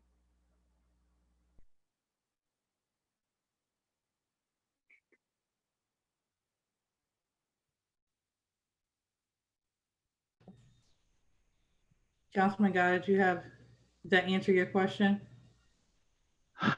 Partially, I'm trying to find it on a Lower Oak. I see Lower Oak and I see Beech Street and I see South Claymont Street. So it's not the South Claymont Street, it's the Anchorage Street block that she's talking about. Anchorage Street is parallel to Maryland Avenue and one block to the east of Maryland Avenue. Okay. Is there a parcel number where you're doing the development?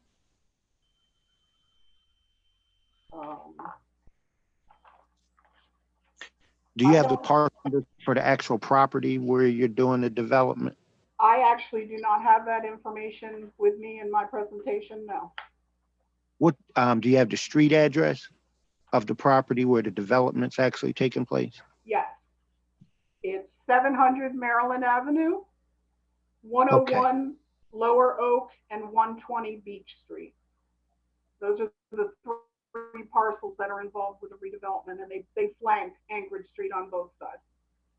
Okay, 700 Maryland Avenue. Okay, thank you, Madam Chair.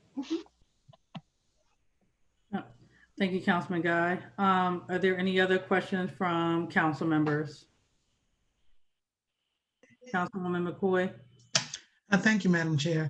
I just wanted to add, this is just a statement that when it comes to Anchorage Street, that street actually is in the opposite direction of the other portion of Anchorage Street that leads into Browntown.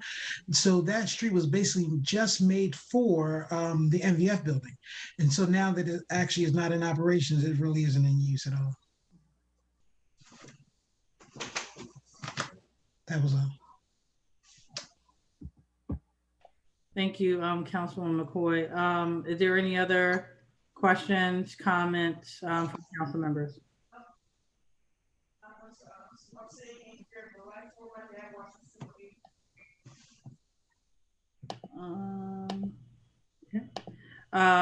If there are not any other questions or comments from council members, are there any questions from the public?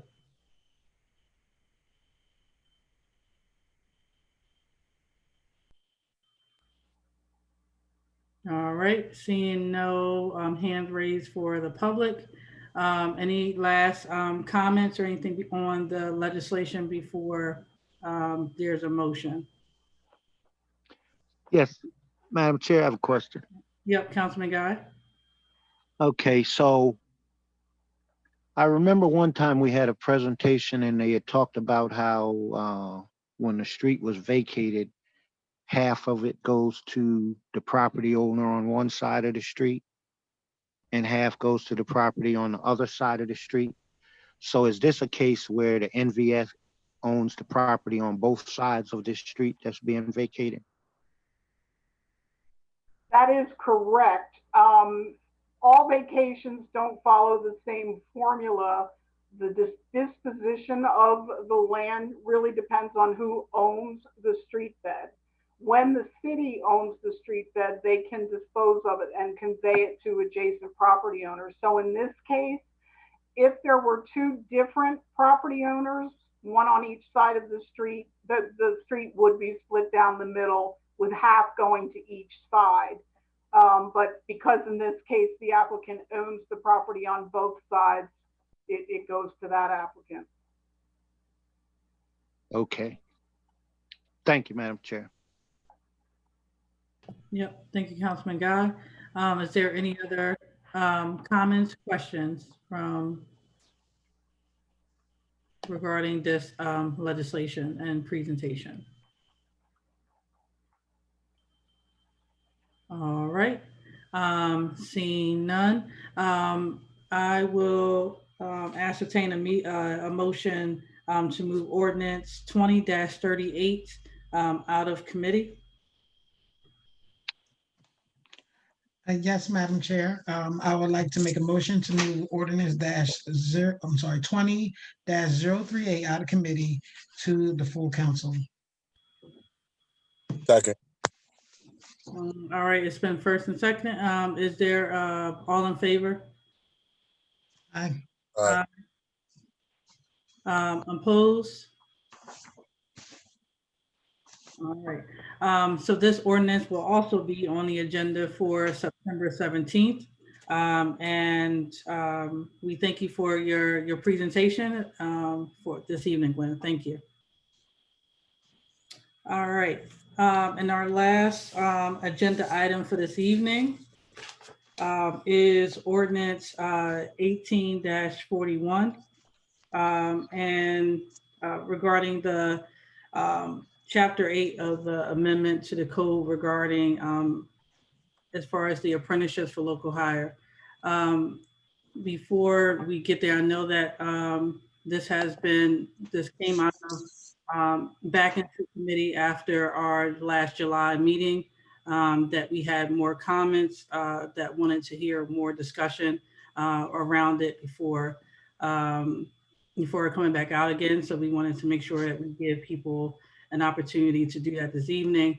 We did just want to recognize we did hear from different organizations over the course of the break regarding different letters that have been sent in regarding the legislation. And again, wanted to talk more this evening about what that looks like, but also just hearing the comments that we were hearing in some cases during the period of time for back in July. So with that, I will turn it over to Councilman Guy. Okay, Madam Chair. What I want to say about this legislation is, first of all, the two of us are the co-sponsors of this legislation. And so I'm going to make some comments on it. And, I just want everybody to understand that you'll hear from both of us in all likelihood, sharing different aspects of it that we, choose to speak to. So the first thing I want to do is mention to everybody that this has been on the table for several years. And it was pretty interesting that as soon as the idea hit the table, there were certain organized groups of people that had some problems with it. And so what we did is we followed what I call kind of textbook openness and transparency. And so we had meetings, committee meetings. We even had a public hearing. I think it might have been 2 or 3 hours. And we stayed until every person and every organization that wanted to share a comment was able to do so. We normally don't have such an extensive opportunity for community input with legislation in the city of Wilmington's government. But we did that because we wanted to be able to take into consideration all ideas. And so after we did that, we had some amendments or some changes that were made at the last council meeting. So there was a motion to amend, we made some amendments. And so hopefully the legislation that was sent out by the staff, because sometimes the staff doesn't give the kind of full cooperation that you need as a council person when you have the certain people who they answer to kind of undermining it. So I'm hoping that the current version that folks received had the amendments from the last meeting. So having said that, that's the version that's up for discussion today. So now what is this about? So in general, what it's about is, I always talk about the city of Wilmington and that there's the game of Monopoly being played, and there's the game of Operation, which is about trying to help improve the plight of people's lives that's not being played in the city of Wilmington. We're out of balance. So this legislation is designed to provide some balance, some opportunity to improve the plight of people in Wilmington who's hurting, who need an opportunity to advance themselves, to have a career, for their life to be better, for their family and their children and their children's children. And we live in a society where a lot of times the people who are doing well are helpful to those who are hurting. And then sometimes folks just want everything to keep going to the people who are doing well. So what do we try to do? Generally speaking, the city of Wilmington has all kinds of goodies, if you will, that it can dispense. We have them over in the economic development office. We have them in the housing department. We have them all over the place. And what we decided that we wanted to do is in the area of residential construction. And it's for the most part when people rehab houses for the most part, but it can also be new housing. That if people want to come to us as a city and obtain goodies from the city of Wilmington, then they should be willing to help develop some people, you know, in and around Wilmington. And so that would be through the apprenticeship component of this legislation. And in the legislation, we define an apprenticeship because, as everybody knows, in the last several years, we had all those big newspaper stories about all of these nonprofits that were essentially taking advantage of people, giving them training that really wasn't official training, calling things apprenticeships that really weren't apprenticeships. People weren't getting their W-2s, the taxes weren't being taken out. People were just being abused by some organizations. And so we decided that we wanted this organization, this program, to include organizations who wanted to treat people the right way. And that's how it became an apprenticeship with certain criteria that's listed in the legislation.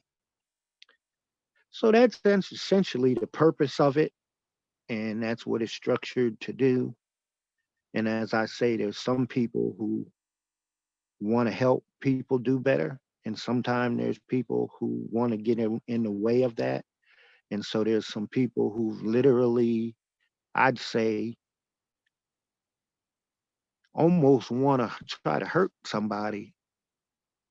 That's what I've experienced in this legislation. Like, I've been involved with legislation for over a whole career, but this is the first time I actually had a piece of legislation where there was a whole bunch of people that had a whole bunch of people who in high places and low places who somehow just didn't want the little guy to get a shot.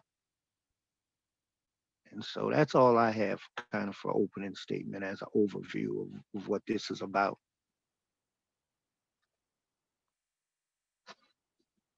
Thank you, Councilman Guy. And just to add to that, before we go to comment period and questions, there's been a lot of complaints regarding from different community members about the fact that they've been placed on residential property opportunities, and they may have said that they are starting at $15 an hour, and then they may get that for 1 week, and then they switch it to $12 or $10 after the first week.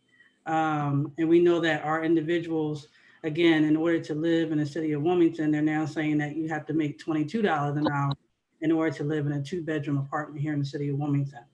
And we also know that $15 an hour is still, in some cases, bare minimum for a family to live off of. So in order for us to really start to uplift our communities for long sustainability, that we have to start investing in them and investing our dollars as far as what comes out of the city, our city budget, especially as we've had over $3 million have gone out of federal funds since 2018, and including the 1.4 million has come out this year. So trying to, really make sure that our communities have opportunities to really have stake in the game and having improvements and better quality of life.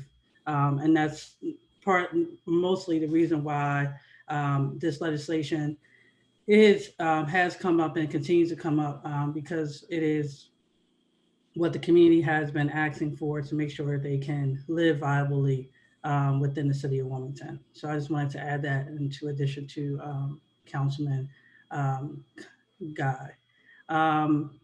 Any questions and comments from council members?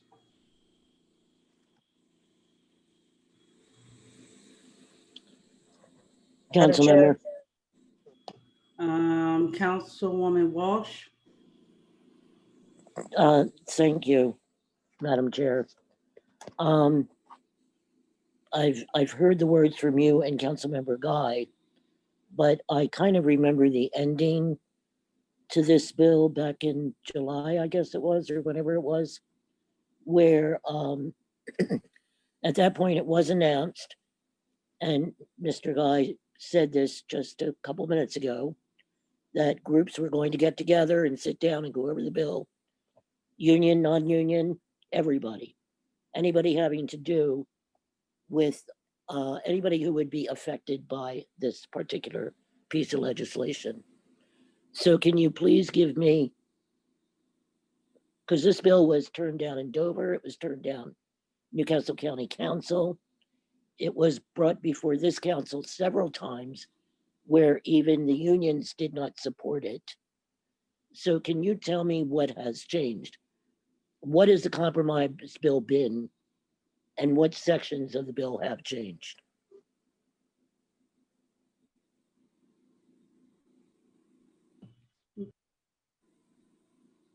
Councilman Guy, did you want to speak to that first? Can you hear me? Yes. Okay, so the first thing is that if you go back in history, the first public hearing we had, the expertise of Local 55 in the form of its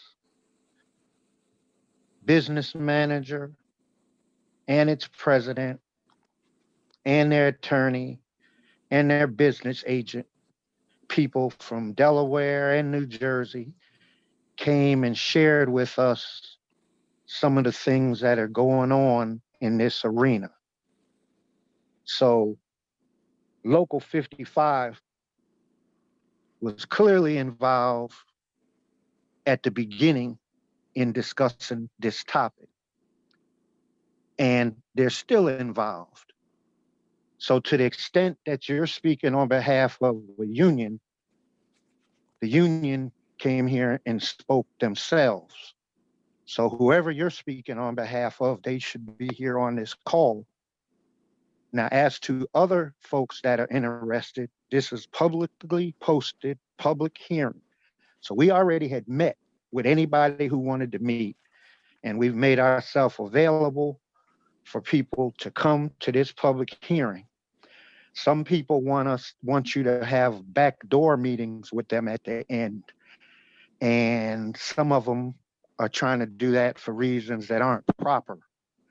So whoever it is you're speaking on behalf of, you can say their name or their organization or whoever it is. And I'm quite sure you told them that there was a meeting tonight where they could express their views.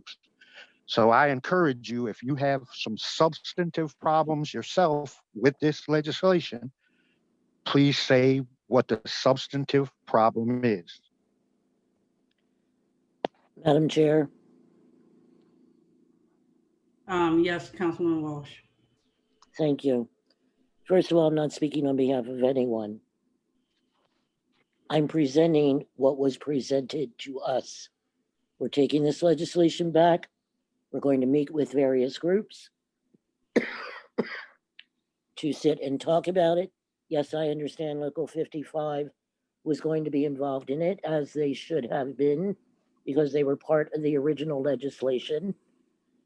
You were supposed to be sitting down with 199 also, and even I believe it was this week where there was supposed to be a Zoom meeting that then didn't happen. So as far as the committee hearing, I'm not sure committee hearings are necessarily invitations if they're just posted and, you know, not everybody looks at them. And as far as posting a meeting that you all had where people came to the table, I mean, forgive me, but I didn't see anything. That doesn't mean it didn't happen, but I just didn't see anything.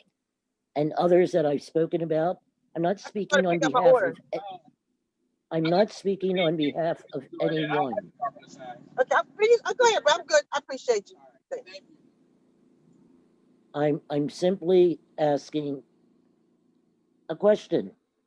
What is the difference between what got packed up in July and presented here? That's all I'm asking. Well, the premise of what you said was you made reference to something about a 199. Now, 199, I learned, has been working with the people who are against looking out for the little guy. They've been trying to undermine this for 2 years. So to the extent that you're their spokesperson, I would just say to you that you should have told them to call in tonight. But I can let you know that I made them aware of this meeting tonight in writing. So to the extent that they're not here, you know, people have to be able to say in public what they need to say. Council members is dangerous business, letting people have little private things that they want to do when it's the public's business. So there was a time for that. For 4 years, we met with everybody and anybody. So when you're talking about meetings that are supposed to happen, I'm not scheduled, wasn't scheduled with any kind of meeting with you. So I don't know who you're speaking on behalf of, and nobody scheduled any kind of meeting with me on no timely basis for me to participate in, but we're here tonight. All the people who said they were interested, they're on public notice, and you're here tonight. So that means all of the people you're speaking for, you should have had them here tonight. We made 2 amendments on the floor to give some clarity as to the topic, to the definition, and some other loose terms. It really wasn't anything major that we did last time, but we heard people's comments, so we made some minor adjustments, nothing of a substantive nature. So you were at that meeting and you voted when we voted to accept amendments. I don't know how you voted, but you voted, you were there. Madam Chair. Yes. Councilwoman. Actually, Mr. Guy, if I hadn't voted the way I did, you wouldn't be able to have this bill even before this committee right now. Because I voted to give you another voice on this issue and to be able to send it back to committee so that things could be discussed about saving this legislation. So don't treat me like some enemy here, my friend. We were promised at that meeting that people would get together. I'm at this meeting today because I'm on an email list, like every other council member, and this came up. I'm not on this committee. I wouldn't normally be at this meeting. But when I saw this on there, I thought, well, maybe this is where they're going to finally start talking about this bill. And as far as 199, I don't communicate with 199 all the time. And I simply received a notice of an email that went between you and local 199 and several other people where a Zoom meeting was being set up. I wasn't invited to that meeting. And in the end, you turned it down. And that's why I'm questioning you. My understanding was you all, and Madam Chair, you're a co-sponsor of this, that you were trying to get as many people as you possibly can to be for this legislation. And now I'm being second talked to again. You know, it's a simple answer. Between what happened at the end of that meeting and today, what is being presented to us as a change to the legislation that evening? Madam Chair. Yep, Councilman Guy. Yes, I think you're not remembering history accurately. Oh, Everybody was prepared to vote on this legislation at the last meeting, and you sent out a Scud missile Scud missile on the legislation announcing that some organized labor folks told you that they're against this legislation, et cetera. You put all this information out. So basically the object was to sabotage there being a vote and to try to get folks to vote against it, against the interests of the little guy having a shot. So you accomplished your mission. We held it up to have a committee meeting. We said we're going to have another committee meeting. So we're here so that people could say and speak on this legislation.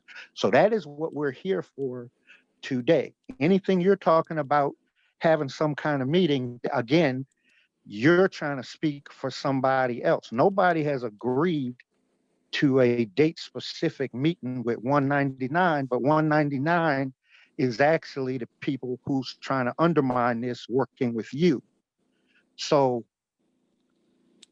in reality, they should be here if they have something to say. And likewise, this is my second time asking you, because this is a hearing where you have an opportunity to specify what you oppose in this legislation or what you support in it.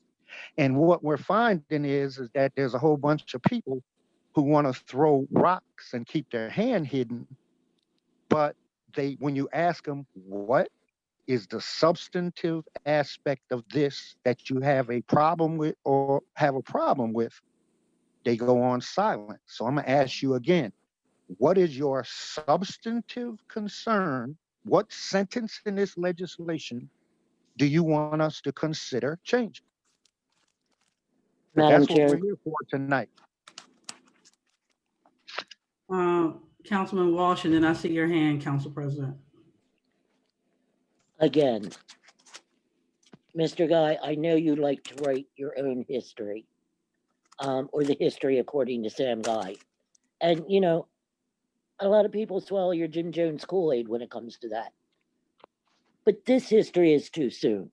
This history only happened 6 or 7 months ago, or 10 months ago, however long it was, or maybe even a year.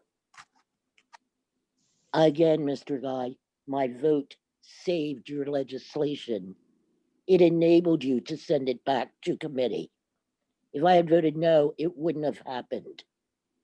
So I'm not one of your tormentors that lives in your mind about getting you all the time. If something is good for the people of this city, I will consider it no matter who sponsors it. I am asking a simple question.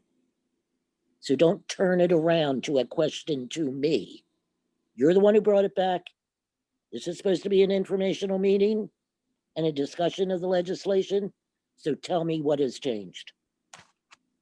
And if not, I'll bail out and let you all do whatever you want. Yes, Madam Chair. Councilman Guy. Yes. Again, I'm gonna just point out that you didn't save anything because the sponsors can hold a piece of legislation or send it back to a committee. So you didn't save anything. You were the principal person who sent out written communication designed to sabotage the legislation, which you have a right to do. But I just remind you that this legislation is probably 3 years old. And for 3 years, you never said one word about it, this legislation. Never said a word, never had any problem with it, etc. for 3 years. And at the end, when it was time to vote, you tried to sabotage it. And you have a right to. So my point to you, and you still haven't answered it, and I would like, Madam Chair, for people to get a chance, if people have something substantive that they want to share, not to just be up here trying to undermine. If she doesn't have a substantive concern, I'm glad, because then there's nothing that we even have to consider from the councilwoman. If she has a substantive comment to make, we need to hear it so that we can determine if we need to make any changes, or if we need to consider any change. Madam Chair. That's all I have, Madam Chair. Council President. Thank you, Madam Chair. You mentioned, Madam Chair, that, and my understanding is that we are reconsidering this legislation in its past written form, or has there been amendments to it from its last presentation for our consideration? Could you answer that one question for me? Is this the same language of the legislation that was presented to us before? Or has there been amendments? And if there has been amendments, could you identify what those amendments are? And you mentioned that you got letters from individuals that you met with and they gave feedback. Will we be privy to that information so we can take that into consideration as we review the legislation with the amendments that you are presenting, if there are amendments that are presented? So to answer both you and Councilwoman Walsh, the amendments that were made on the floor are the same ones that we're discussing this evening. And that was around, one, I'll point out as far as what Councilman Guy already alluded to, which is the definition for Class A apprenticeship. The other two major point was for around these, the payment scheduling fee. There was change, there was amendments to that. And then the other major piece was to making sure we change the dates as far as when things would get started and when things were, as far as changes that we made. To Councilman Guys, so the letters that we received are what the letters that we received from the same organizations over the past 2 years regarding the previous legislation, which was not presented in the July one. The July one was the amendments that were made on the floor were due to the meetings that we had with different organizations over the course of the 2 years to make those amendments. In order to do that, will be presented on July 12th and in July for our last council meeting. The part that is the struggle, and I think for Councilman Guy and I both, is that there has not been actual solutions or suggestions as far as what changes should really be made in the legislation. It's been primarily just to kill the bill. So, and also to point out that Local 199 was also a part of, if I remember correctly, from back 2 years ago, they were also supportive of the bill. Now, I don't know what changed over the course of time with them on that, but that is not, they were for the bill previously. So I don't know what changed in the atmosphere between now and July.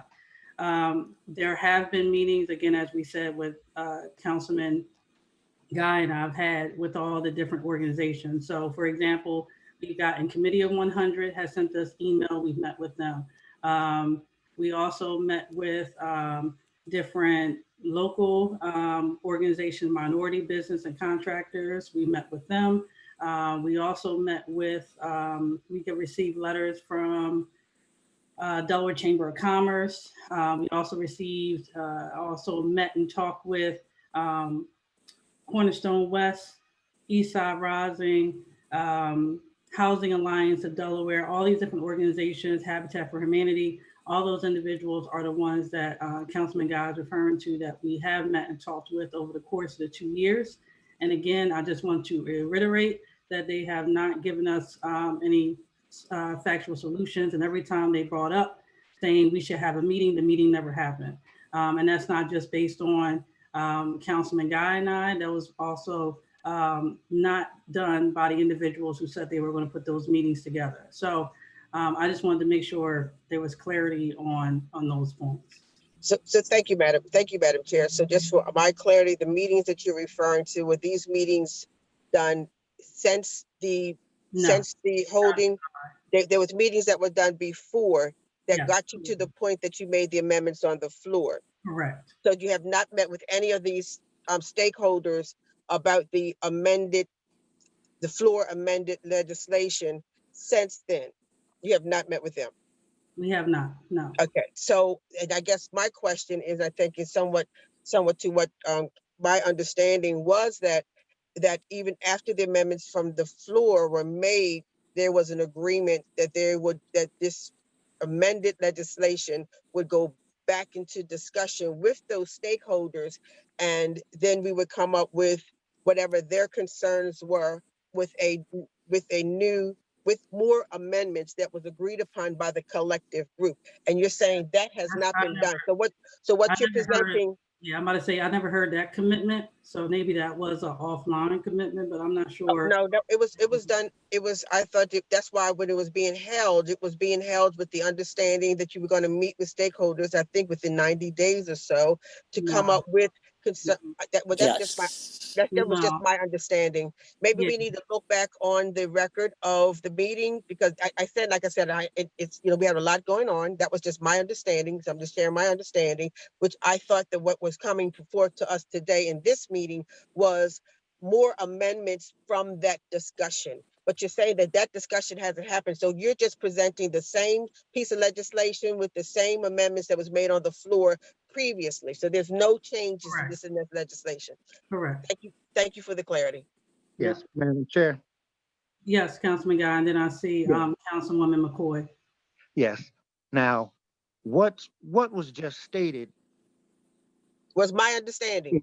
That's all it was. My understanding. From information. And we interpret it, please. That can be verified by going back and playing the videotape of the previous city council meeting, where everything that was said while this legislation was pending can be reviewed by anybody who's interested. So it's not dependent on anybody's particular recollection. It's right there on videotape. So having said that, I'm gonna let the videotape speak for itself.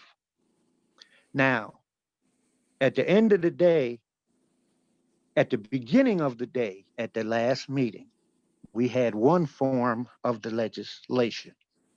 By the way, let me say this.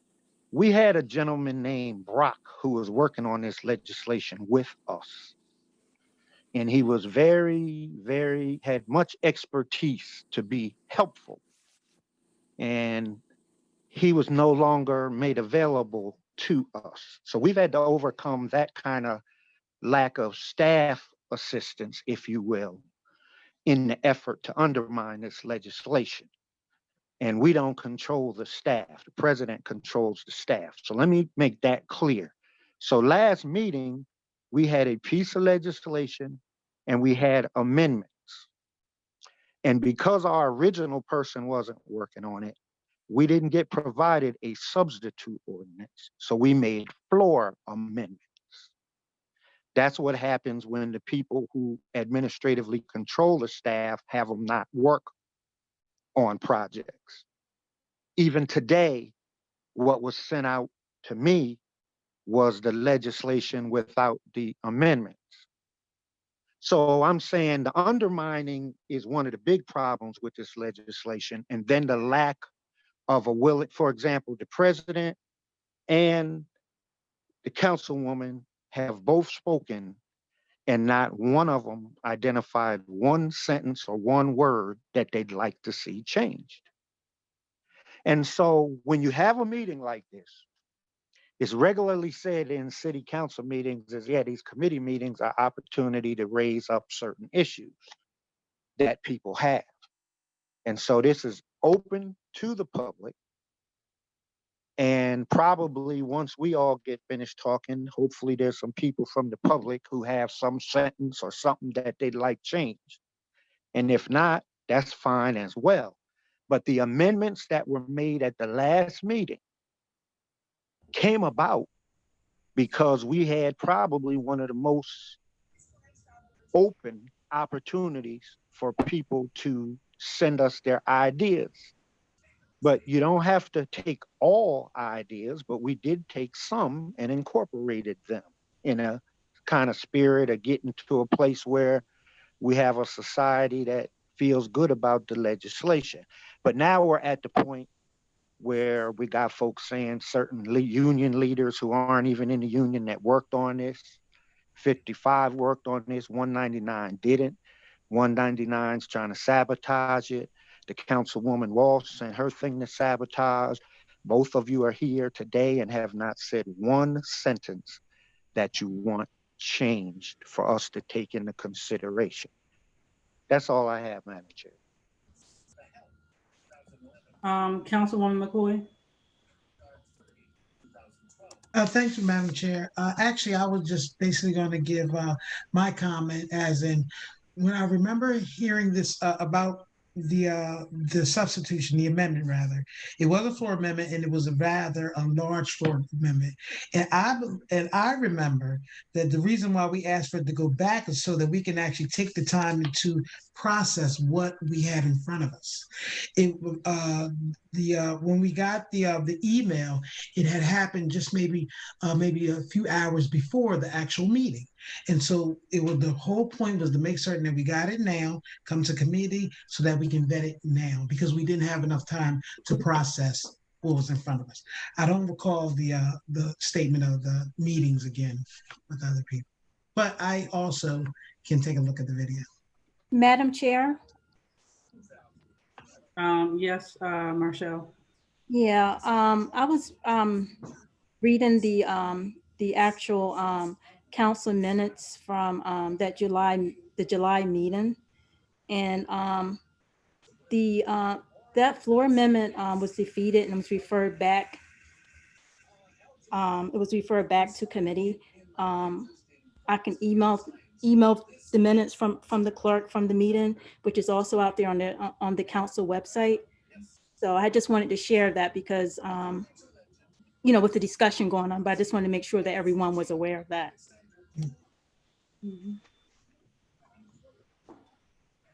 Yep. Thank you, Marshall. Thank you.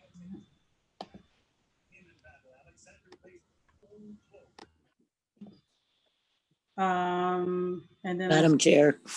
Here, of clarity. Yes, Councilwoman Walsh. Thank you. That's what I was trying to say. That the amendments were never put in the bill because they didn't pass.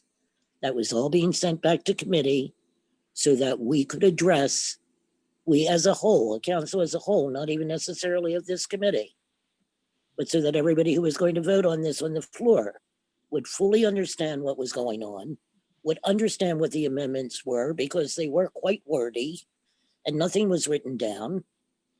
And that's how we were going to move forward.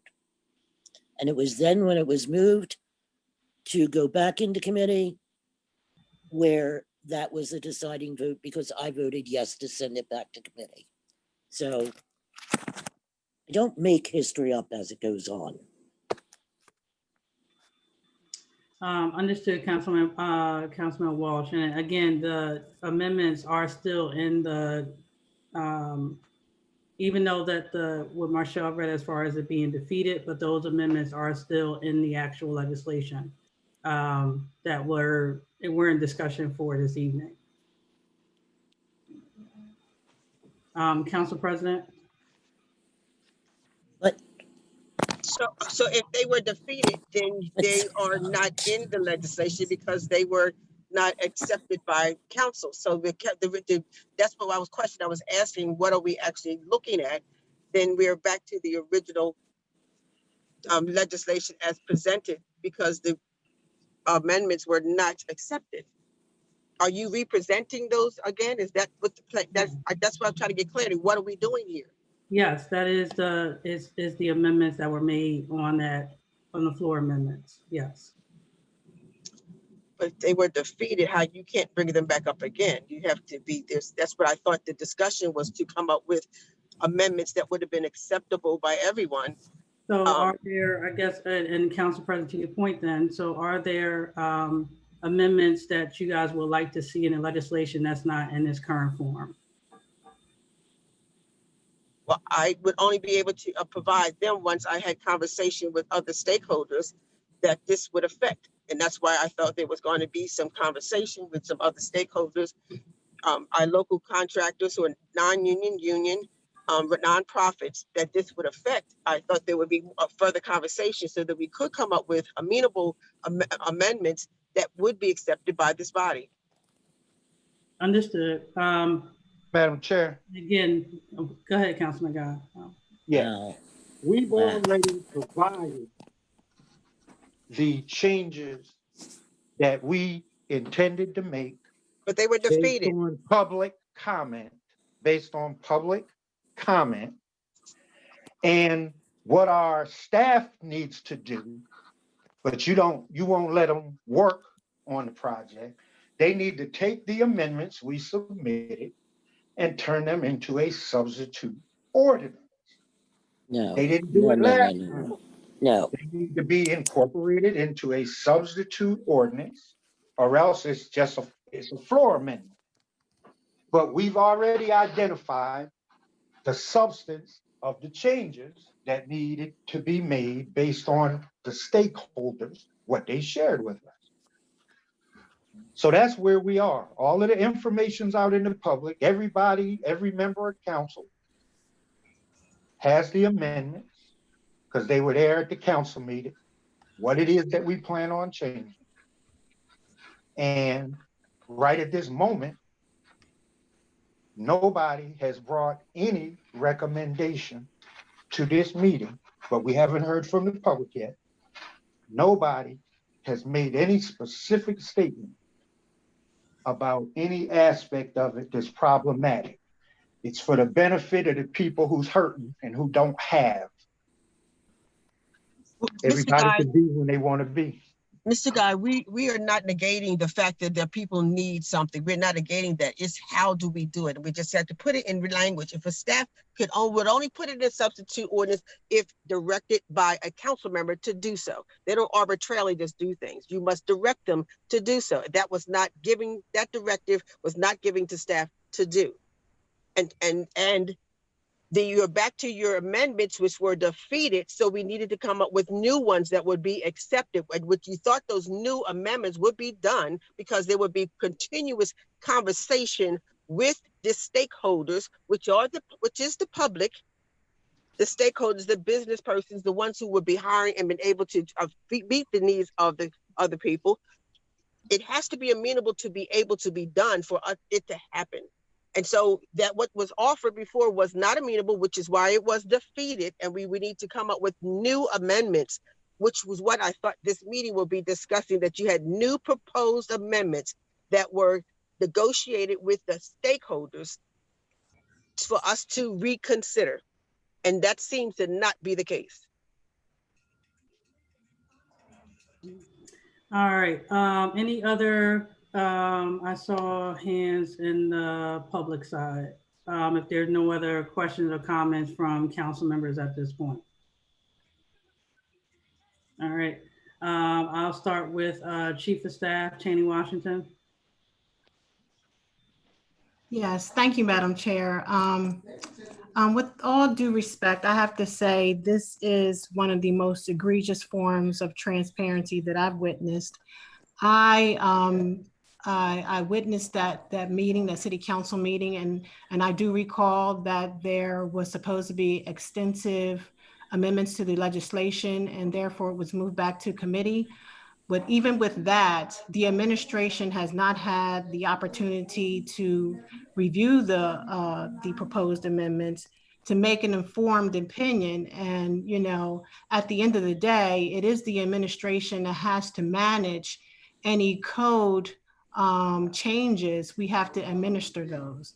So, I mean, it would be, you know, beneficial to us if we could actually see what those amendments are. We have not received them, and it's hard for me to even give any type of support or rebuttal to this legislation because I don't know what you intend to change at this point in time.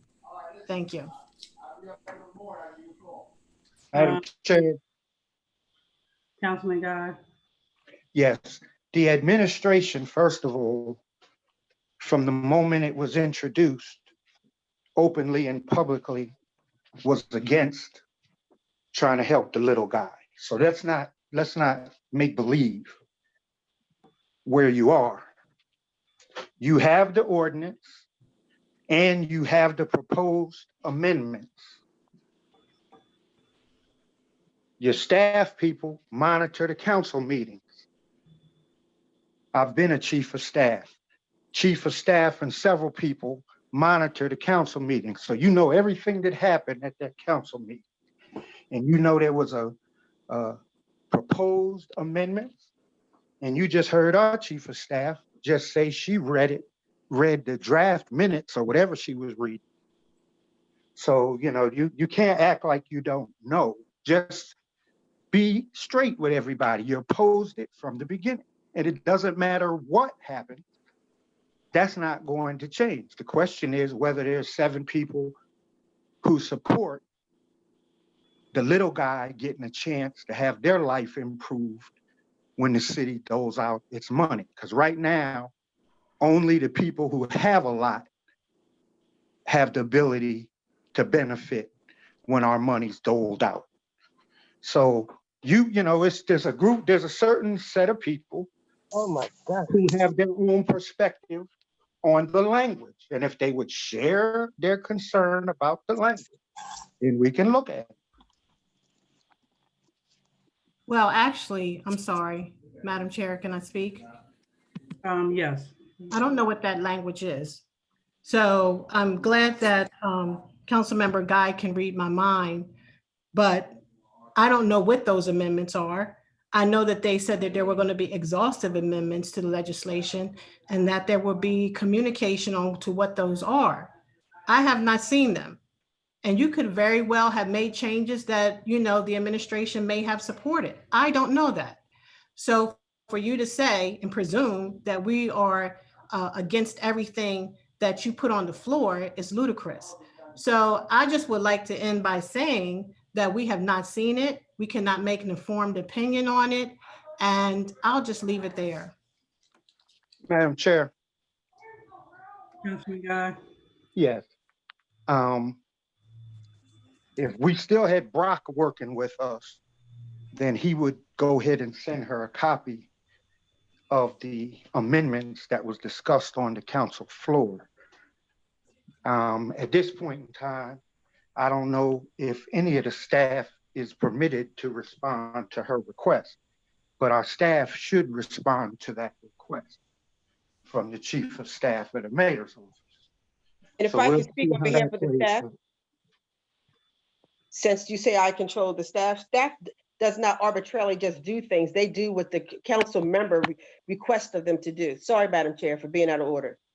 Yeah, I'm gonna say, we'll make sure you get the legislation, Chief of Staff. Chairwoman, I just emailed the information based upon the request that was just submitted. Thank you. And the next hand we have up is if we can unmute Monique Sabatino. Sorry, this is actually Jeff DeSabatino, my wife. Oh, hey, Jeff. My wife uses this apparently. So I'm Jeff DeSabatino. I'm with the Sabatino Construction Company. We're a general contractor, construction manager in the city of Wilmington, and we do a lot of affordable housing projects as well as other commercial construction in the area. So I just wanted to clarify at one point, the legislation that was attached to this agenda is what looks to be the original legislation. So I just want to make sure, because I'm not sure if I have the most recent and what's being considered as well, but I did see something that came out from that meeting. And I just want to clarify a couple of points to make sure that I'm clear on it, because obviously as a contractor who has to, I guess, work with the rules that would be made through this, I want to make sure it's clear. So there's a definition of the Class A apprenticeship program that's made, and that basically says it's any licensed, state approved or federally approved apprenticeship program. So I just want to clarify that the latter parts where it's referring to a residential construction apprenticeship program, that there is not specifically a residential construction program, apprenticeship program, that it is just a regular typical, whether it's electrical apprentices, whether it's labor apprentices, whether it's carpenter apprentices, that they all count to that. I don't know if that's I mean, that's a question, I guess, is if we're trying to have a, because there's a couple other things I have questions on.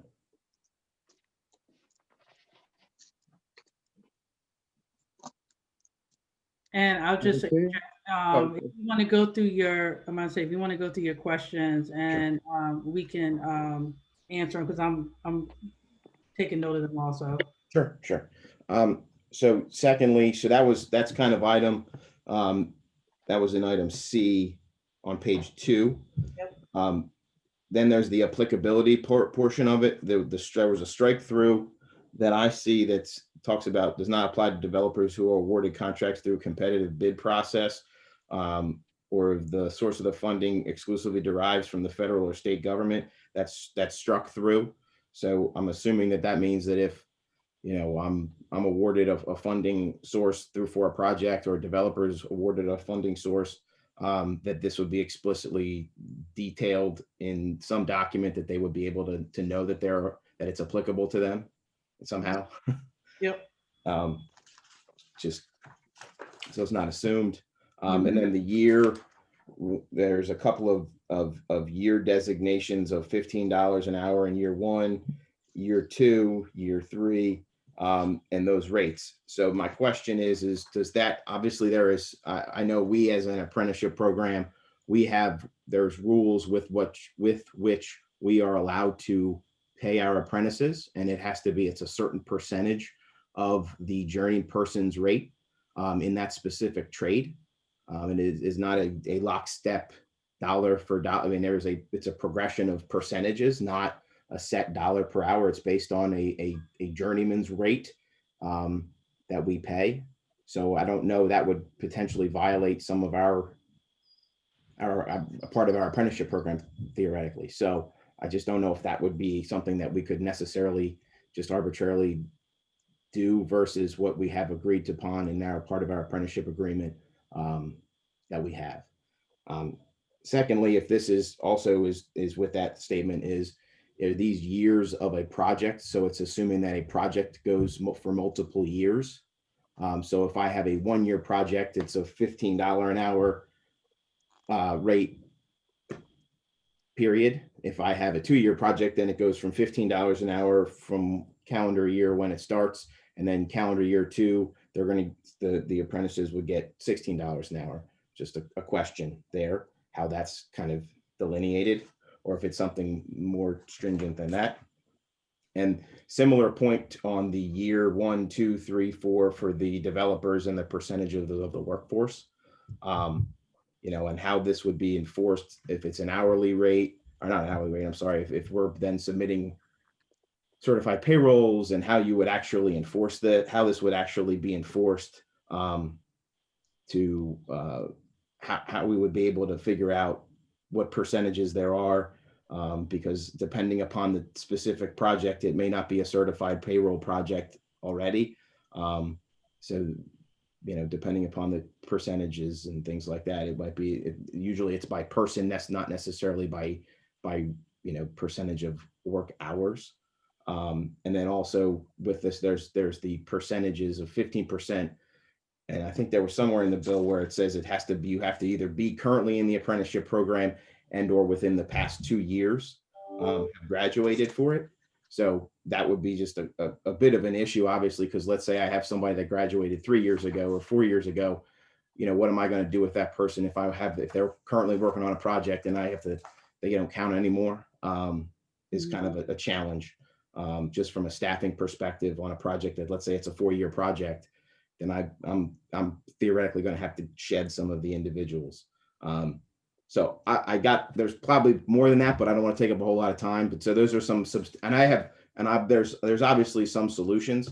I have been involved with this since, I guess, the first time it came in that I was aware of in council in 2018. I testified at the hearing then when it was up for council. So I've tried to be as active as I can on it, but I can't honestly say that I don't recall being part of any meetings. You know, that's not a shot at anything. I'm happy to do it now to help figure out if there's a solution to make sure that we can get this, because obviously it's impactful to my business as well as it's impactful to the city of Wilmington and its residents. So I want to make sure that there's some common ground that we can meet to on it. So. And thank you for that, Jeff. And if you can, because I was jotting it down too, and I think it'll be important for us to not, as you were going over your changes, which I appreciate. Thank you for pointing out specifics, because that's the what we need in order to be able to change and think about what the change in legislation looks like. And then two, if you can send that to us, to me and Councilman Guy, that would be great. And I'm sure, and not to speak on behalf of Councilman Guy too, but we're more than willing to sit down and have a conversation more and more depth about it as well. Thank you. Because you brought up some good points that we didn't think about. So I just wanted to make sure we acknowledge that. Thank you.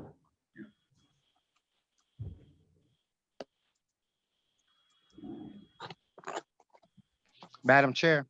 Yes, Councilman Guy. Okay, so I'd like you to backtrack. Just briefly mention your first topic. You don't have to go through the whole thing, but what was your first question, the topic?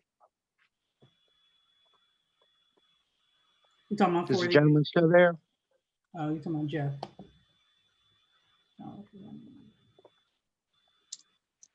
I believe the Class A was the first thing. Correct. Whether if it's any apprenticeship person, if it's in any apprenticeship program, or if it has to be in a residential construction apprenticeship program, because it looks like it's defined in item number 5, at least the copy that I was sent at some point. A Class A apprenticeship program is an apprenticeship program that is currently registered with and approved by the U.S. Department of Labor or state apprenticeship agency and is graduated apprenticeship journey person, blah, blah, blah.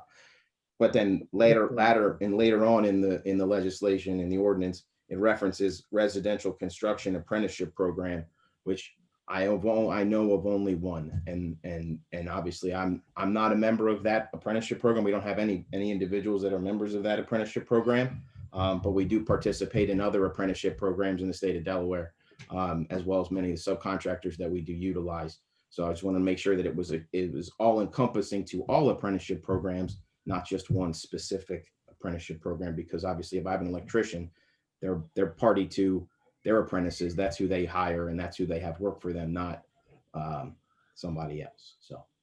Okay, so on that topic, do you have the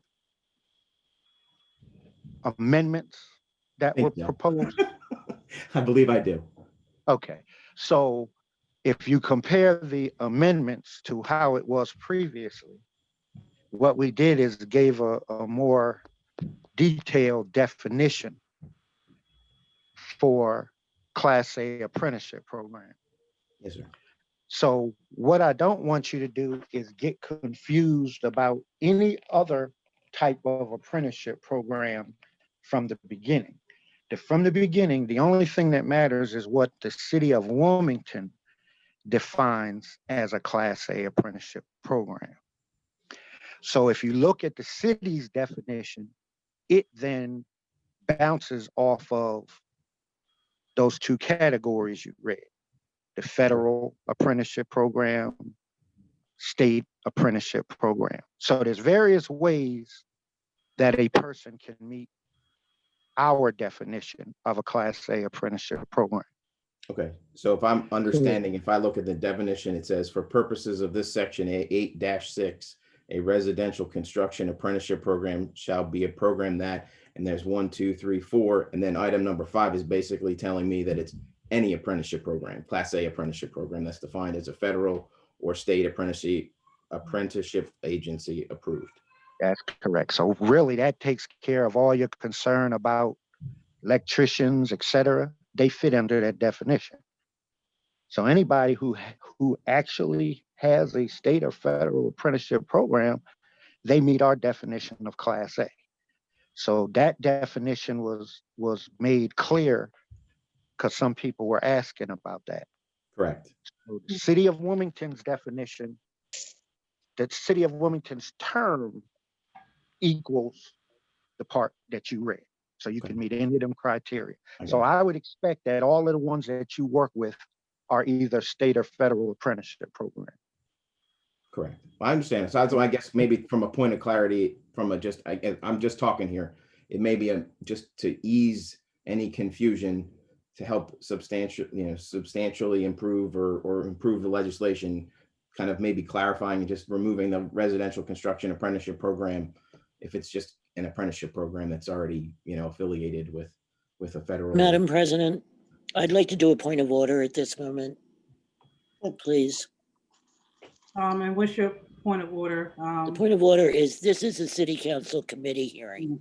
Right. This is not a public hearing. And if this gentleman's testimony, which I'm very appreciative of, but if it's going to be used in relation to this, it should be really presented at a public hearing, not at a committee meeting. Thank you, Councilman Walsh. We've done this previously. You're welcome. As far as in discussions wise, so I just wanted to. Well, it doesn't mean it was done right. Understood. Even, I mean, that's maybe how you guys run your different meetings, but this is how community development usually does ours. So Great job, Madam Chair. Great job.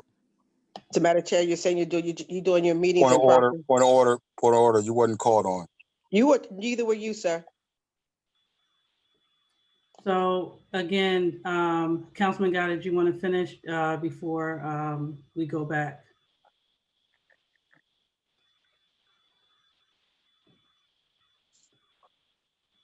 Madam Chair, may I speak? Council President. Thank you. So I just need clarity to saying that there is somewhere in our code, the definition of a Class C apprenticeship program. Is that what was presented? Class A. Yes. Class A? Yes. Could you identify where that is?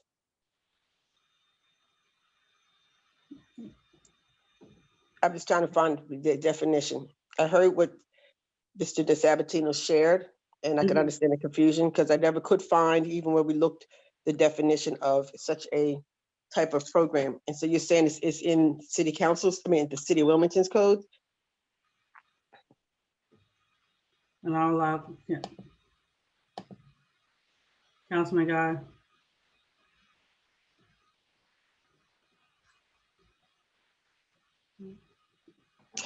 No worries, Council Chair. I will do my own research. Thank you very much. Yeah. Any other questions? Again, Jeff, I'm happy to go into more depth since apparently people don't want to go back and forth. So, Madam Chair. Yes, Councilman Turner. Are we allowed to amend legislation on the floor at all? Are we still allowed to do that? Yes. Okay, so this would I think Chief of Staff earlier on another ordinance spoke about putting the ordinance through from the committee and putting it on the floor. Are they still having that same thought process when they speak about this legislation, or that just pertain to that legislation? That I don't know, Councilman Turner. I mean, you may, Madam Chair, if I may. Yep. You may ask her if she's still on, if Chief of Staff is still on. Need for our Chief of Staff? Sorry, the administration Chief of Staff, I think she spoke earlier to another legislation of putting it through on the floor, and then going through research or that I had asked for. So I'm just wondering if that's still the same case of this, if we can amend it on the floor, meaning that we have time to do everything that everybody needs. Since you did have meetings leading up to the floor with this, and some of the parties you met with, they didn't meet with you again. Maybe that might give time to have those meetings, and we can have the discussion as well on the floor. On the floor, you have 2 times for us council members, and then it goes to the public, and then it comes back to council members, so we can have the discussion on the floor. I'm just wondering if the administration chief of staff has the same thought process when we talk about this legislation. And Chief of Staff, I see your hand up. Tanny? Okay, I think that's probably a question for your chief of staff, but as I understand it from listening to the council meeting that evening, is that when it's an exhaustive amount of amendments, it may constitute more than a substitute. And I'm not sure. I'm not an attorney. I'm not going to speak to that. That's up for you guys to decide. What I simply said is that I did not have an opportunity to even see the amendments that were being proposed from the administration's perspective. We need to make an informed opinion and to also consider how we administer those code amendments. So I was just speaking from the perspective that we have not had the opportunity to do that. And, you know, we would hope that council would allow us to be able to take some time to review those amendments. Madam Chair. Councilman Guy. Yes, I was in the middle of answering this gentleman's questions. Now, he's from the public.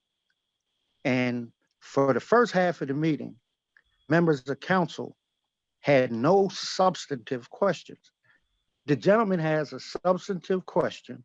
And his first question, I answered the first part, pointed out the definition. And the second part of the answer to his question was later on when he sees that terminology being used to refer it back to the original name of the apprenticeship program in the city's eyes. So I get your point, but the most important aspect of it is the 5 identified areas in the definition. Now, what was your second substantive topic that you had raised? Because there's a response to all of them. So what was the second one?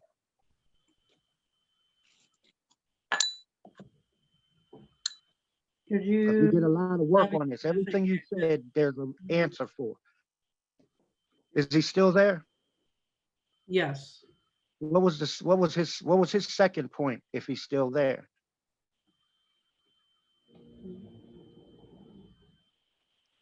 Hey, Jeff, I'm gonna say, can you guys open up Jeff's line? How you doing, Jeff DeSabatino again? What was your second point? So I just finished up with the first one. What was your second point? The wage progression and how it references year 1, year 2, year 3, year 4, I believe. Okay. Is that specific to a specific project? It is as to a specific project, but we're looking for people to progress. Here's what we understood is if you have a guy working with you for 2 years, he's probably not even going to be in our program if he's been with you for 2 years, because you now have already determined this is a guy I want to keep. When you find good people, you want to keep them generally, right? Correct. Yeah. So we have a belief that the people that you find that are really super strong, it's like, hey, I got a real full-time paying job for you on something else. So it'll be new people possibly recycling. Now that may not be the case. So there's a 4-year where at least a person, if you do keep them, they have a progression of income. Also on the issue of if there's higher rates you're required to pay, we do not supersede federal law or state law. But for the Wilmington program, if you get benefits from Wilmington, here's what we've said. In order to be in compliance with what we've set, you could pay them $100 an hour. You're still in compliance with what we've set. So there is no conflict. If you're required by somebody else to even pay more, you will do that.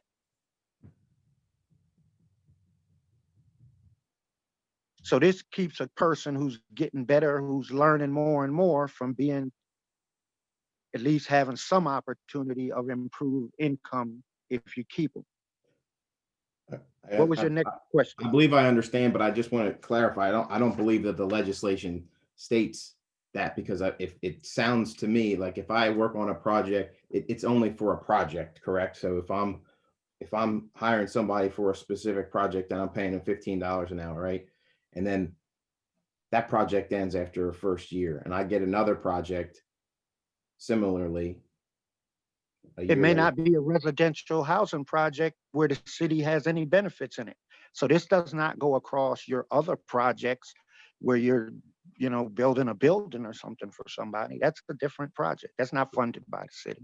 Correct. But if it is a separate project that is funded by the city, it wouldn't be there's no wage progression. I'm just trying to make sure I'm reading through the legislation correct. The and only understanding reason the you intent. have to do anything is if you receive benefits from us of any type in connection with a residential construction project only. This is very narrowly tailored. It's not dealing with any other kind of project that you may be working on.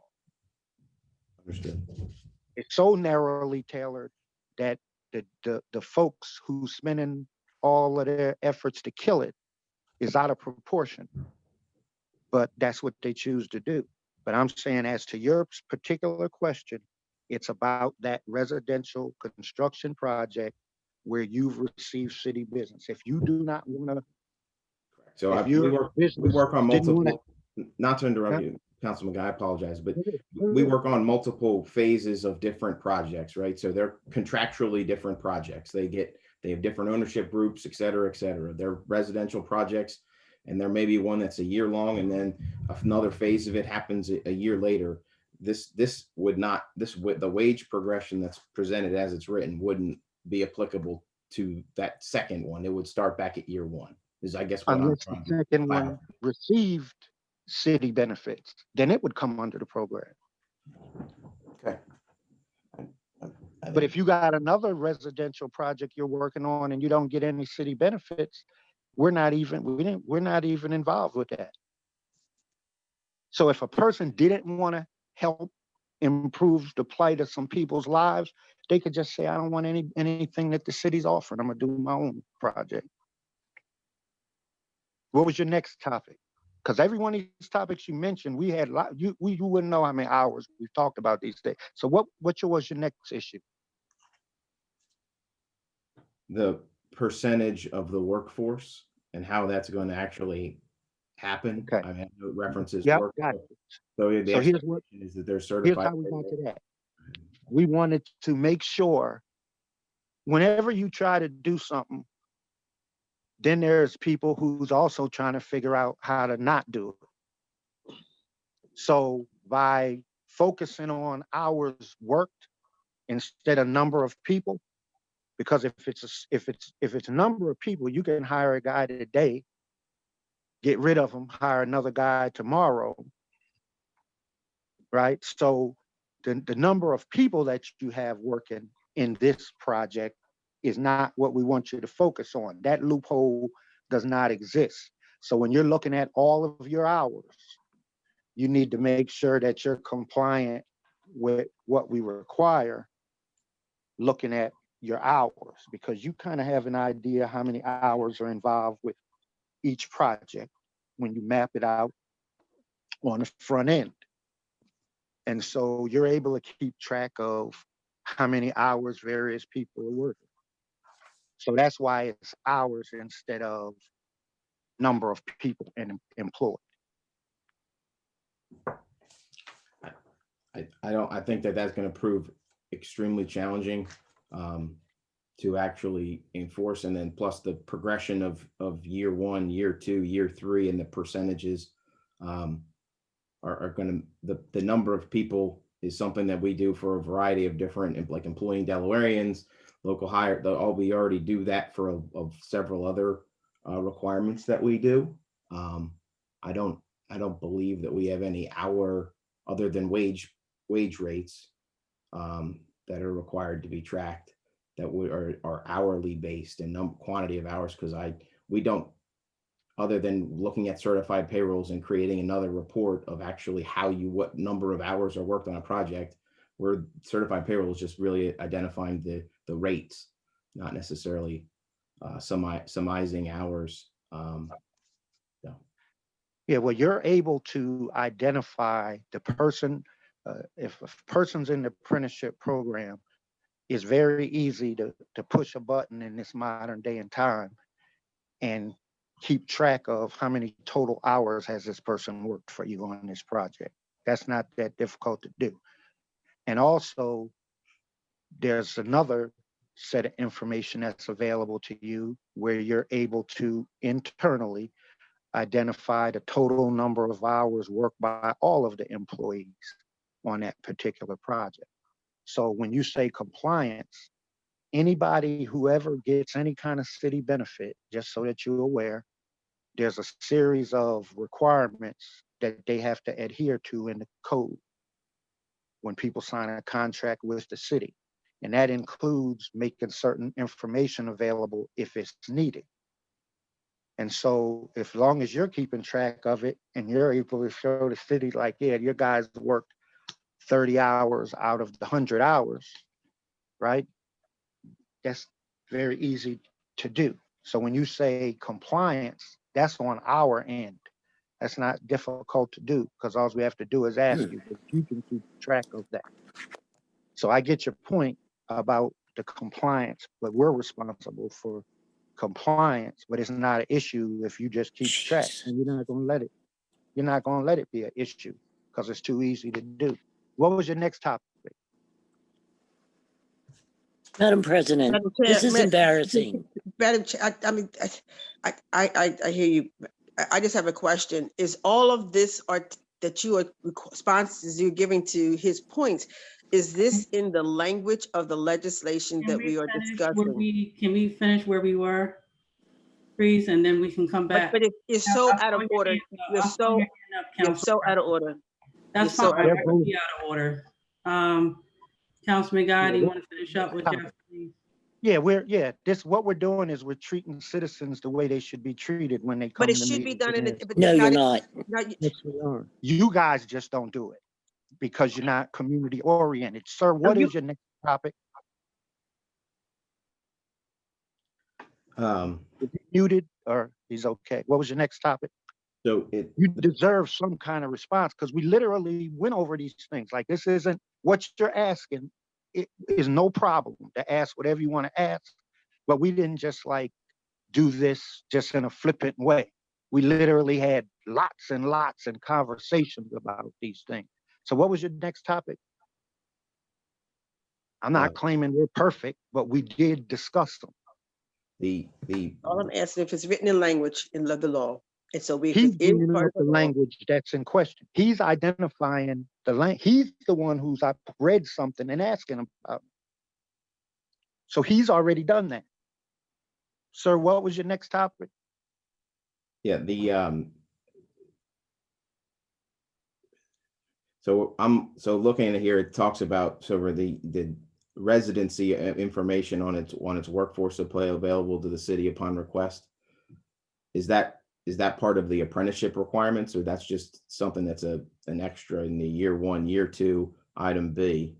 That's just some information that the city wants to keep account of so that we kind of know, are we helping out the target audience, people in and around Wilmington? So that's just some basic information. Okay. So I think the progression of the 15 to 20 to 25 to 30, similar point to the hourly wage. If I have 2 projects, right, in succession, and they go and they're separate projects, but they both receive benefit from the city, but they're separate projects, right?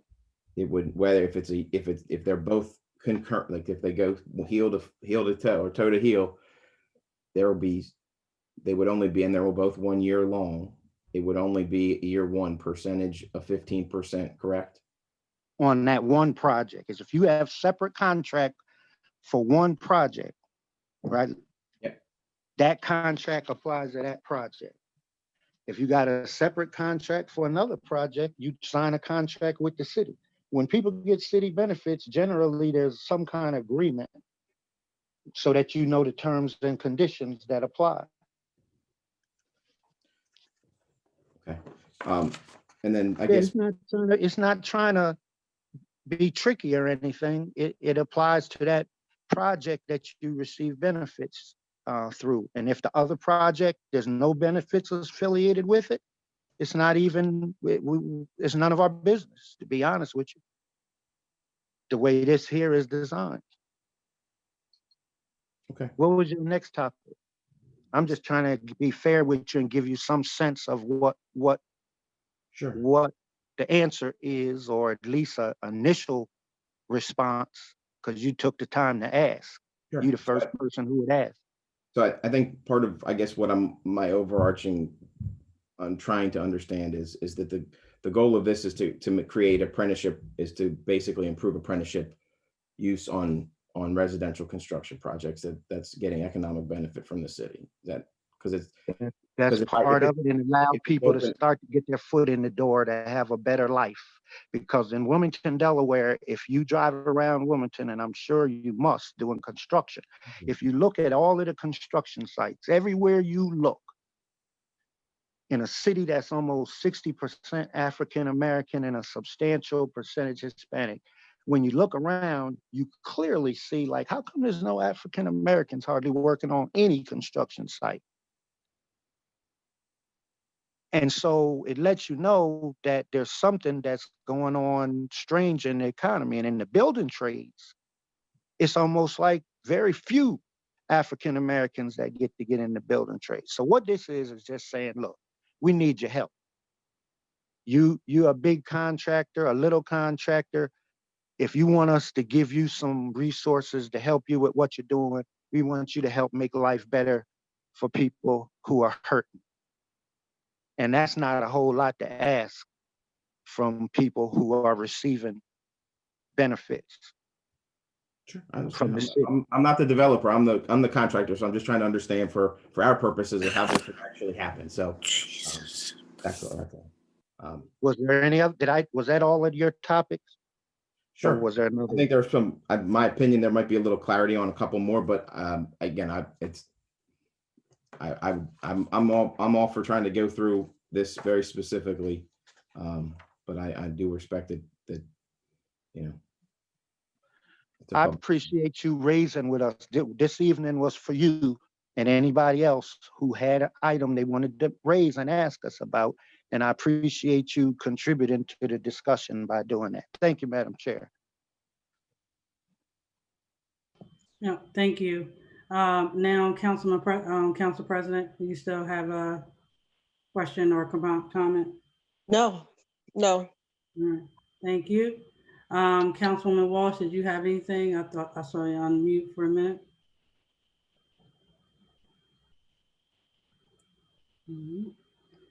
I see your hand, Chief of Staff, Tanya Washington. I'm sorry, Council Chair. Yep. My mic was off so that you didn't hear what I was saying when it was off. We sit in positions of power. What that man just went through was someone in a position of power putting him between a rock and a hard place. And it was so. Whatever. Thank you. Yep. Now Chief of Staff, Tanya Washington. Yeah, just a quick question. Has council done any assessment or any impact of how this applies to small minority businesses that would have to institute the apprenticeship program? How would impact them?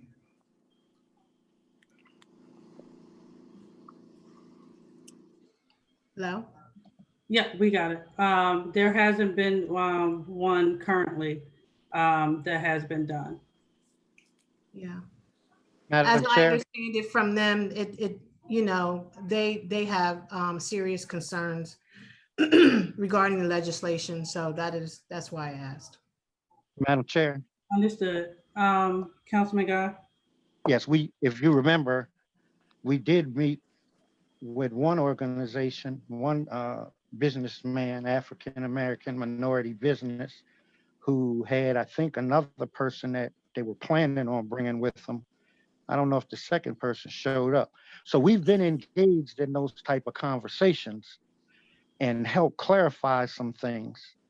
But we also found out that there were some people who was being encouraged to just say that when they didn't actually know what the legislation actually did and who it applied to. Because for the most part, the mayor doesn't really distribute all of these benefits to minority businesses. Okay, the 3.4 million almost that's missing from the housing partnership, that didn't go to minority businesses. When he's involved with his stuff, that's not who gets it. So for you now, after 3.5 years, to say something about as if you care about how it impacts minority businesses, that's just you trying to throw something in there to sabotage. Wow. You should have said that 2.5 years ago. Madam Chair, can I defend myself on that, please? Because the 3.4 million that the council member is talking about, that is Wilmington Housing Partnership loan money that was long gone before this mayor even took his seat. $75,000 was in the coffers when he took his seat. So you need to stop sharing or articulating misleading statements. That is absolutely not true. It is true because Pacini Poland was controlling the money and the two of them been working together. He had nothing to do with that. He had nothing to do with that. The $75,000 was in the coffers when he sat in the seat as mayor. Let's be clear. Right, but before he was the mayor, he was involved with Pacini Poland and controlling everything at the riverfront and in the city of Wilmington. So don't say you didn't know. Madam Chair. Get back on topic, please. Thank you. Madam Chair. My hand is raised, Madam Chair. Yes, I see your hand. Hold on. Go ahead, Council President. Thank you. So if understanding the intention of this, if the residents of Wilmington were to be disposed of a vacant property in the city of Wilmington, which is a residential area, a property, and they were awarded subsidized money from the CDBG dollars in the form of a forgivable grant, would they have to then to renovate that property, have to have workers from an apprenticeship program at $15 an hour to bring that property online? Or could they continue to use their own sweat equity and maybe other friends that they might know of to be able to bring that vacant property online for them to go from renter to home ownership without it costing them exceedingly $15 to $20 an hour for general labor? Is that what that's what this legislation would do? Is there already a policy on people doing a home improvement project on their own? Does the city have a policy on that already? There is a homestead program. Yes, there is in vacant properties. Yes. So the homestead program would cover homesteading. No, it's just a program titled Homestead. It's still a acquiring of a city property that they're getting city dollars to help them to renovate that $1 property so they can now become homeowners and no longer be renters. Would they be held accountable to having to hire a $15 to $18 person from a union to build that house? That would take that renovation cost from merely $40,000 to $60,000 to almost $90,000 to $110,000. They're not developers. They're not developers. But they got city dollars and they're doing residential construction. They're not developers. They are developers. They're personal developing their own personal home. No, they're what if we have local? They're fixing their own home. That's what they're doing. But there's also a local development component where local gentlemen who are contractors that are trying to make they can buy the vacant properties and they become local developers and they can get the vacant properties and they can bring them online for the renters. Would they be held accountable to the same legislation of having to follow that, having to hire a person at apprenticeship? They couldn't use their own sweat equity, because these are the people that you're talking about that you're trying to help.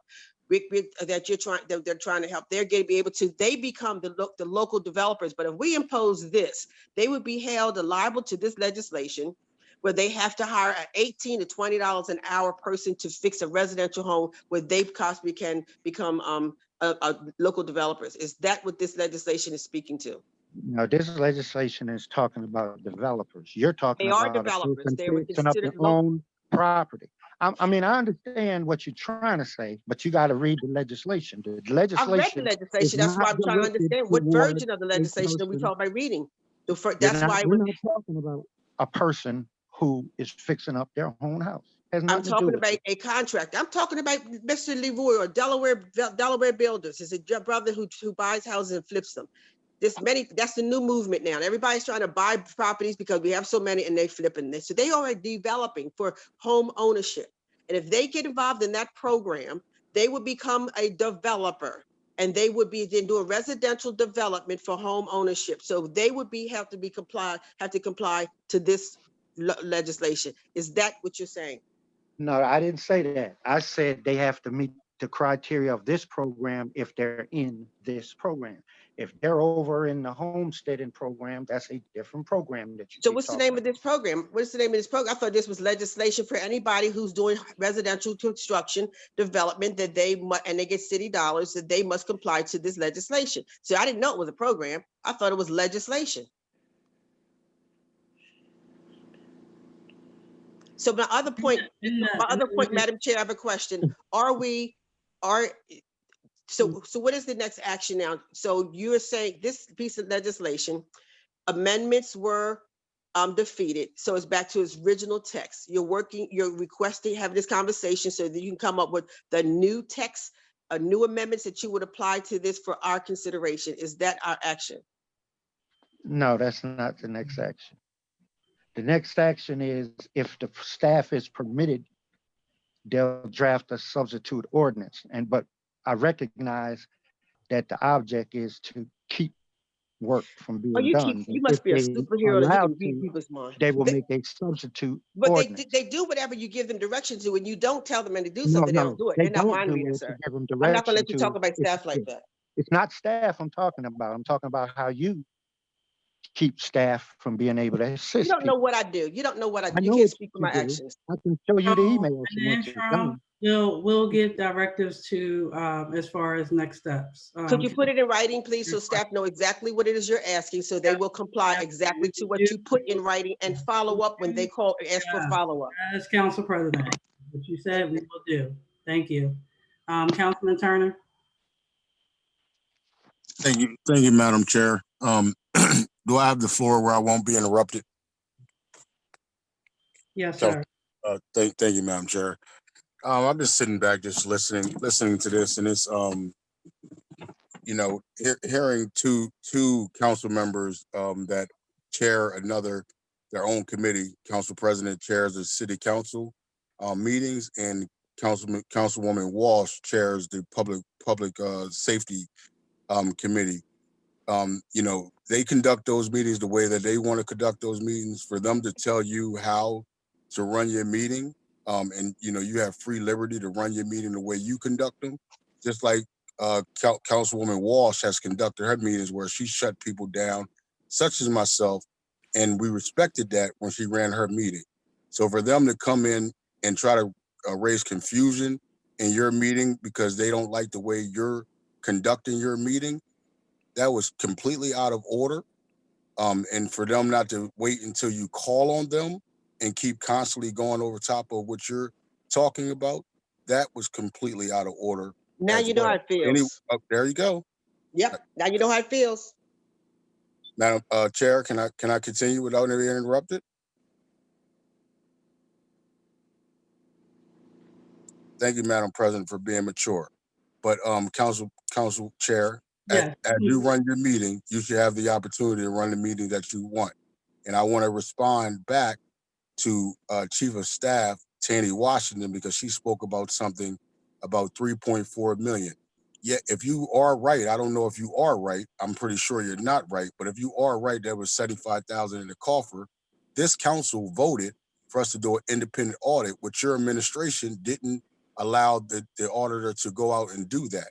So you guys want to make it seem like you're doing something and it's not being done. This council voted that we have an independent audit to know where that money went to, and you shouldn't have been opposed to that if it wasn't during your administration that the money didn't just disappear and properties haven't been moving. There's properties have been moving from Wilmington Housing Partnership since 2018. They've been defunct since 2018. Under this administration, you have allowed properties to go off when we said that we wanted an independent audit. So if you want to talk about facts, that is facts. Thank you, Madam Chair.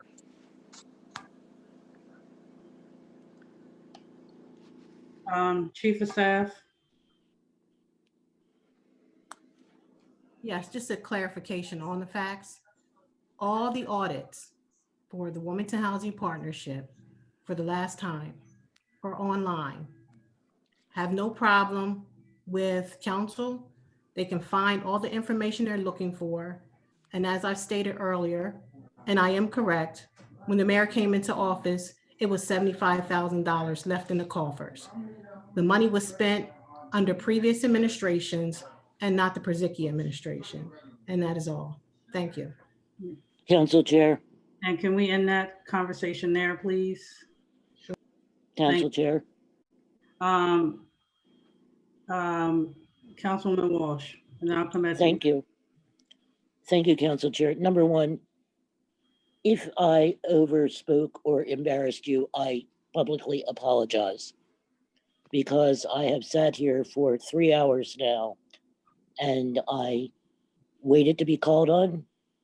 I addressed you every single time except once in this entire time. And for that once, I do apologize, because it is your meeting and I would not disrespect you that way. I did hear two men who are in attendance today just start speaking or having to yell out something 15 times like a child until he finally gets called on. But I would not disrespect you. So I just want to make that clear. Thank you. Thank you. Walsh. All right, is there any other discussion on the actual ordinance itself?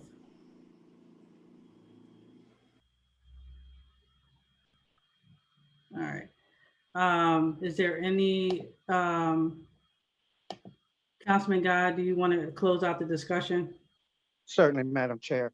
You know, at the end of the day, for a few years, we've worked on this legislation, and I felt really good when the speaker from the public was the first person who actually raised several substantive issues.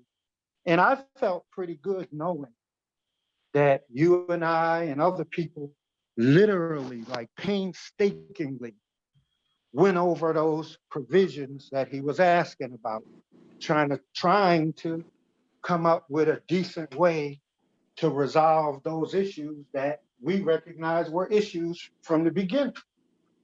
So that's why I asked during this meeting several times for people to point out if there's something specific, because we didn't just haphazardly throw something together. And so I appreciate the gentleman asking his question. And also, Madam Chair, the democracy in committee meetings is important for the public to have an opportunity to participate when they show up. And they showed up, and you allowed them an opportunity to participate. And I appreciate that. And you run a model committee meeting for the issues to be able to be addressed. So I appreciate that. It's hard to run a fair meeting. It's a difficult thing to do, but thank you for doing that. So to close up on the resolution, on the ordinance itself, the staff is going to need to take the amendments that were provided last time and have whoever it is put together a substitute ordinance so that we have that available to us. And then we've heard substantive comments that just like we've always done, we went and looked at anything anybody said. We look at it and seriously consider it. And that's what we're going to do. To the extent that there's people who, like last time, show up at the meeting and haven't said anything for 3 years, but now all of a sudden they want to shut down the legislation for moving forward. The efforts to just block it and stall it, at some point in time, it has to get resolved. People will need to either vote for it, vote it up, or vote it down. So we've gone through a lot of changes. I don't know if there's going to be more. We haven't had a chance to talk about it after we heard what folks said today. But I feel good that we made an effort to address a real problem in this community, an effort to deal with operation, an opportunity for people to heal, for their lives to improve, as opposed to just being involved with monopoly, as if everybody's a piece of wood and a nail. No, they're real people, and that's who we're trying to help with this. Thank you, Madam Chair. All right.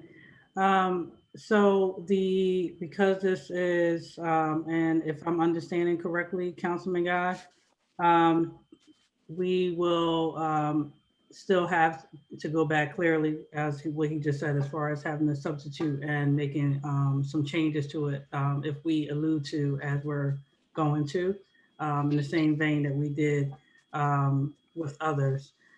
So Councilman Guy, will hold this legislation within the committee until we have more about the substantive changes that need to be made. All right. So if there is not anything else for this evening on our agenda, that will conclude our meeting. So we will reconvene next month for our next committee meeting. And I will entertain a motion to adjourn. So move. And I'll second it because I think it's only me and you. That's all it could be. I'll second it, and have a good evening, everyone. And thank you again for joining us this evening for our Community Development and Urban Planning Committee meeting.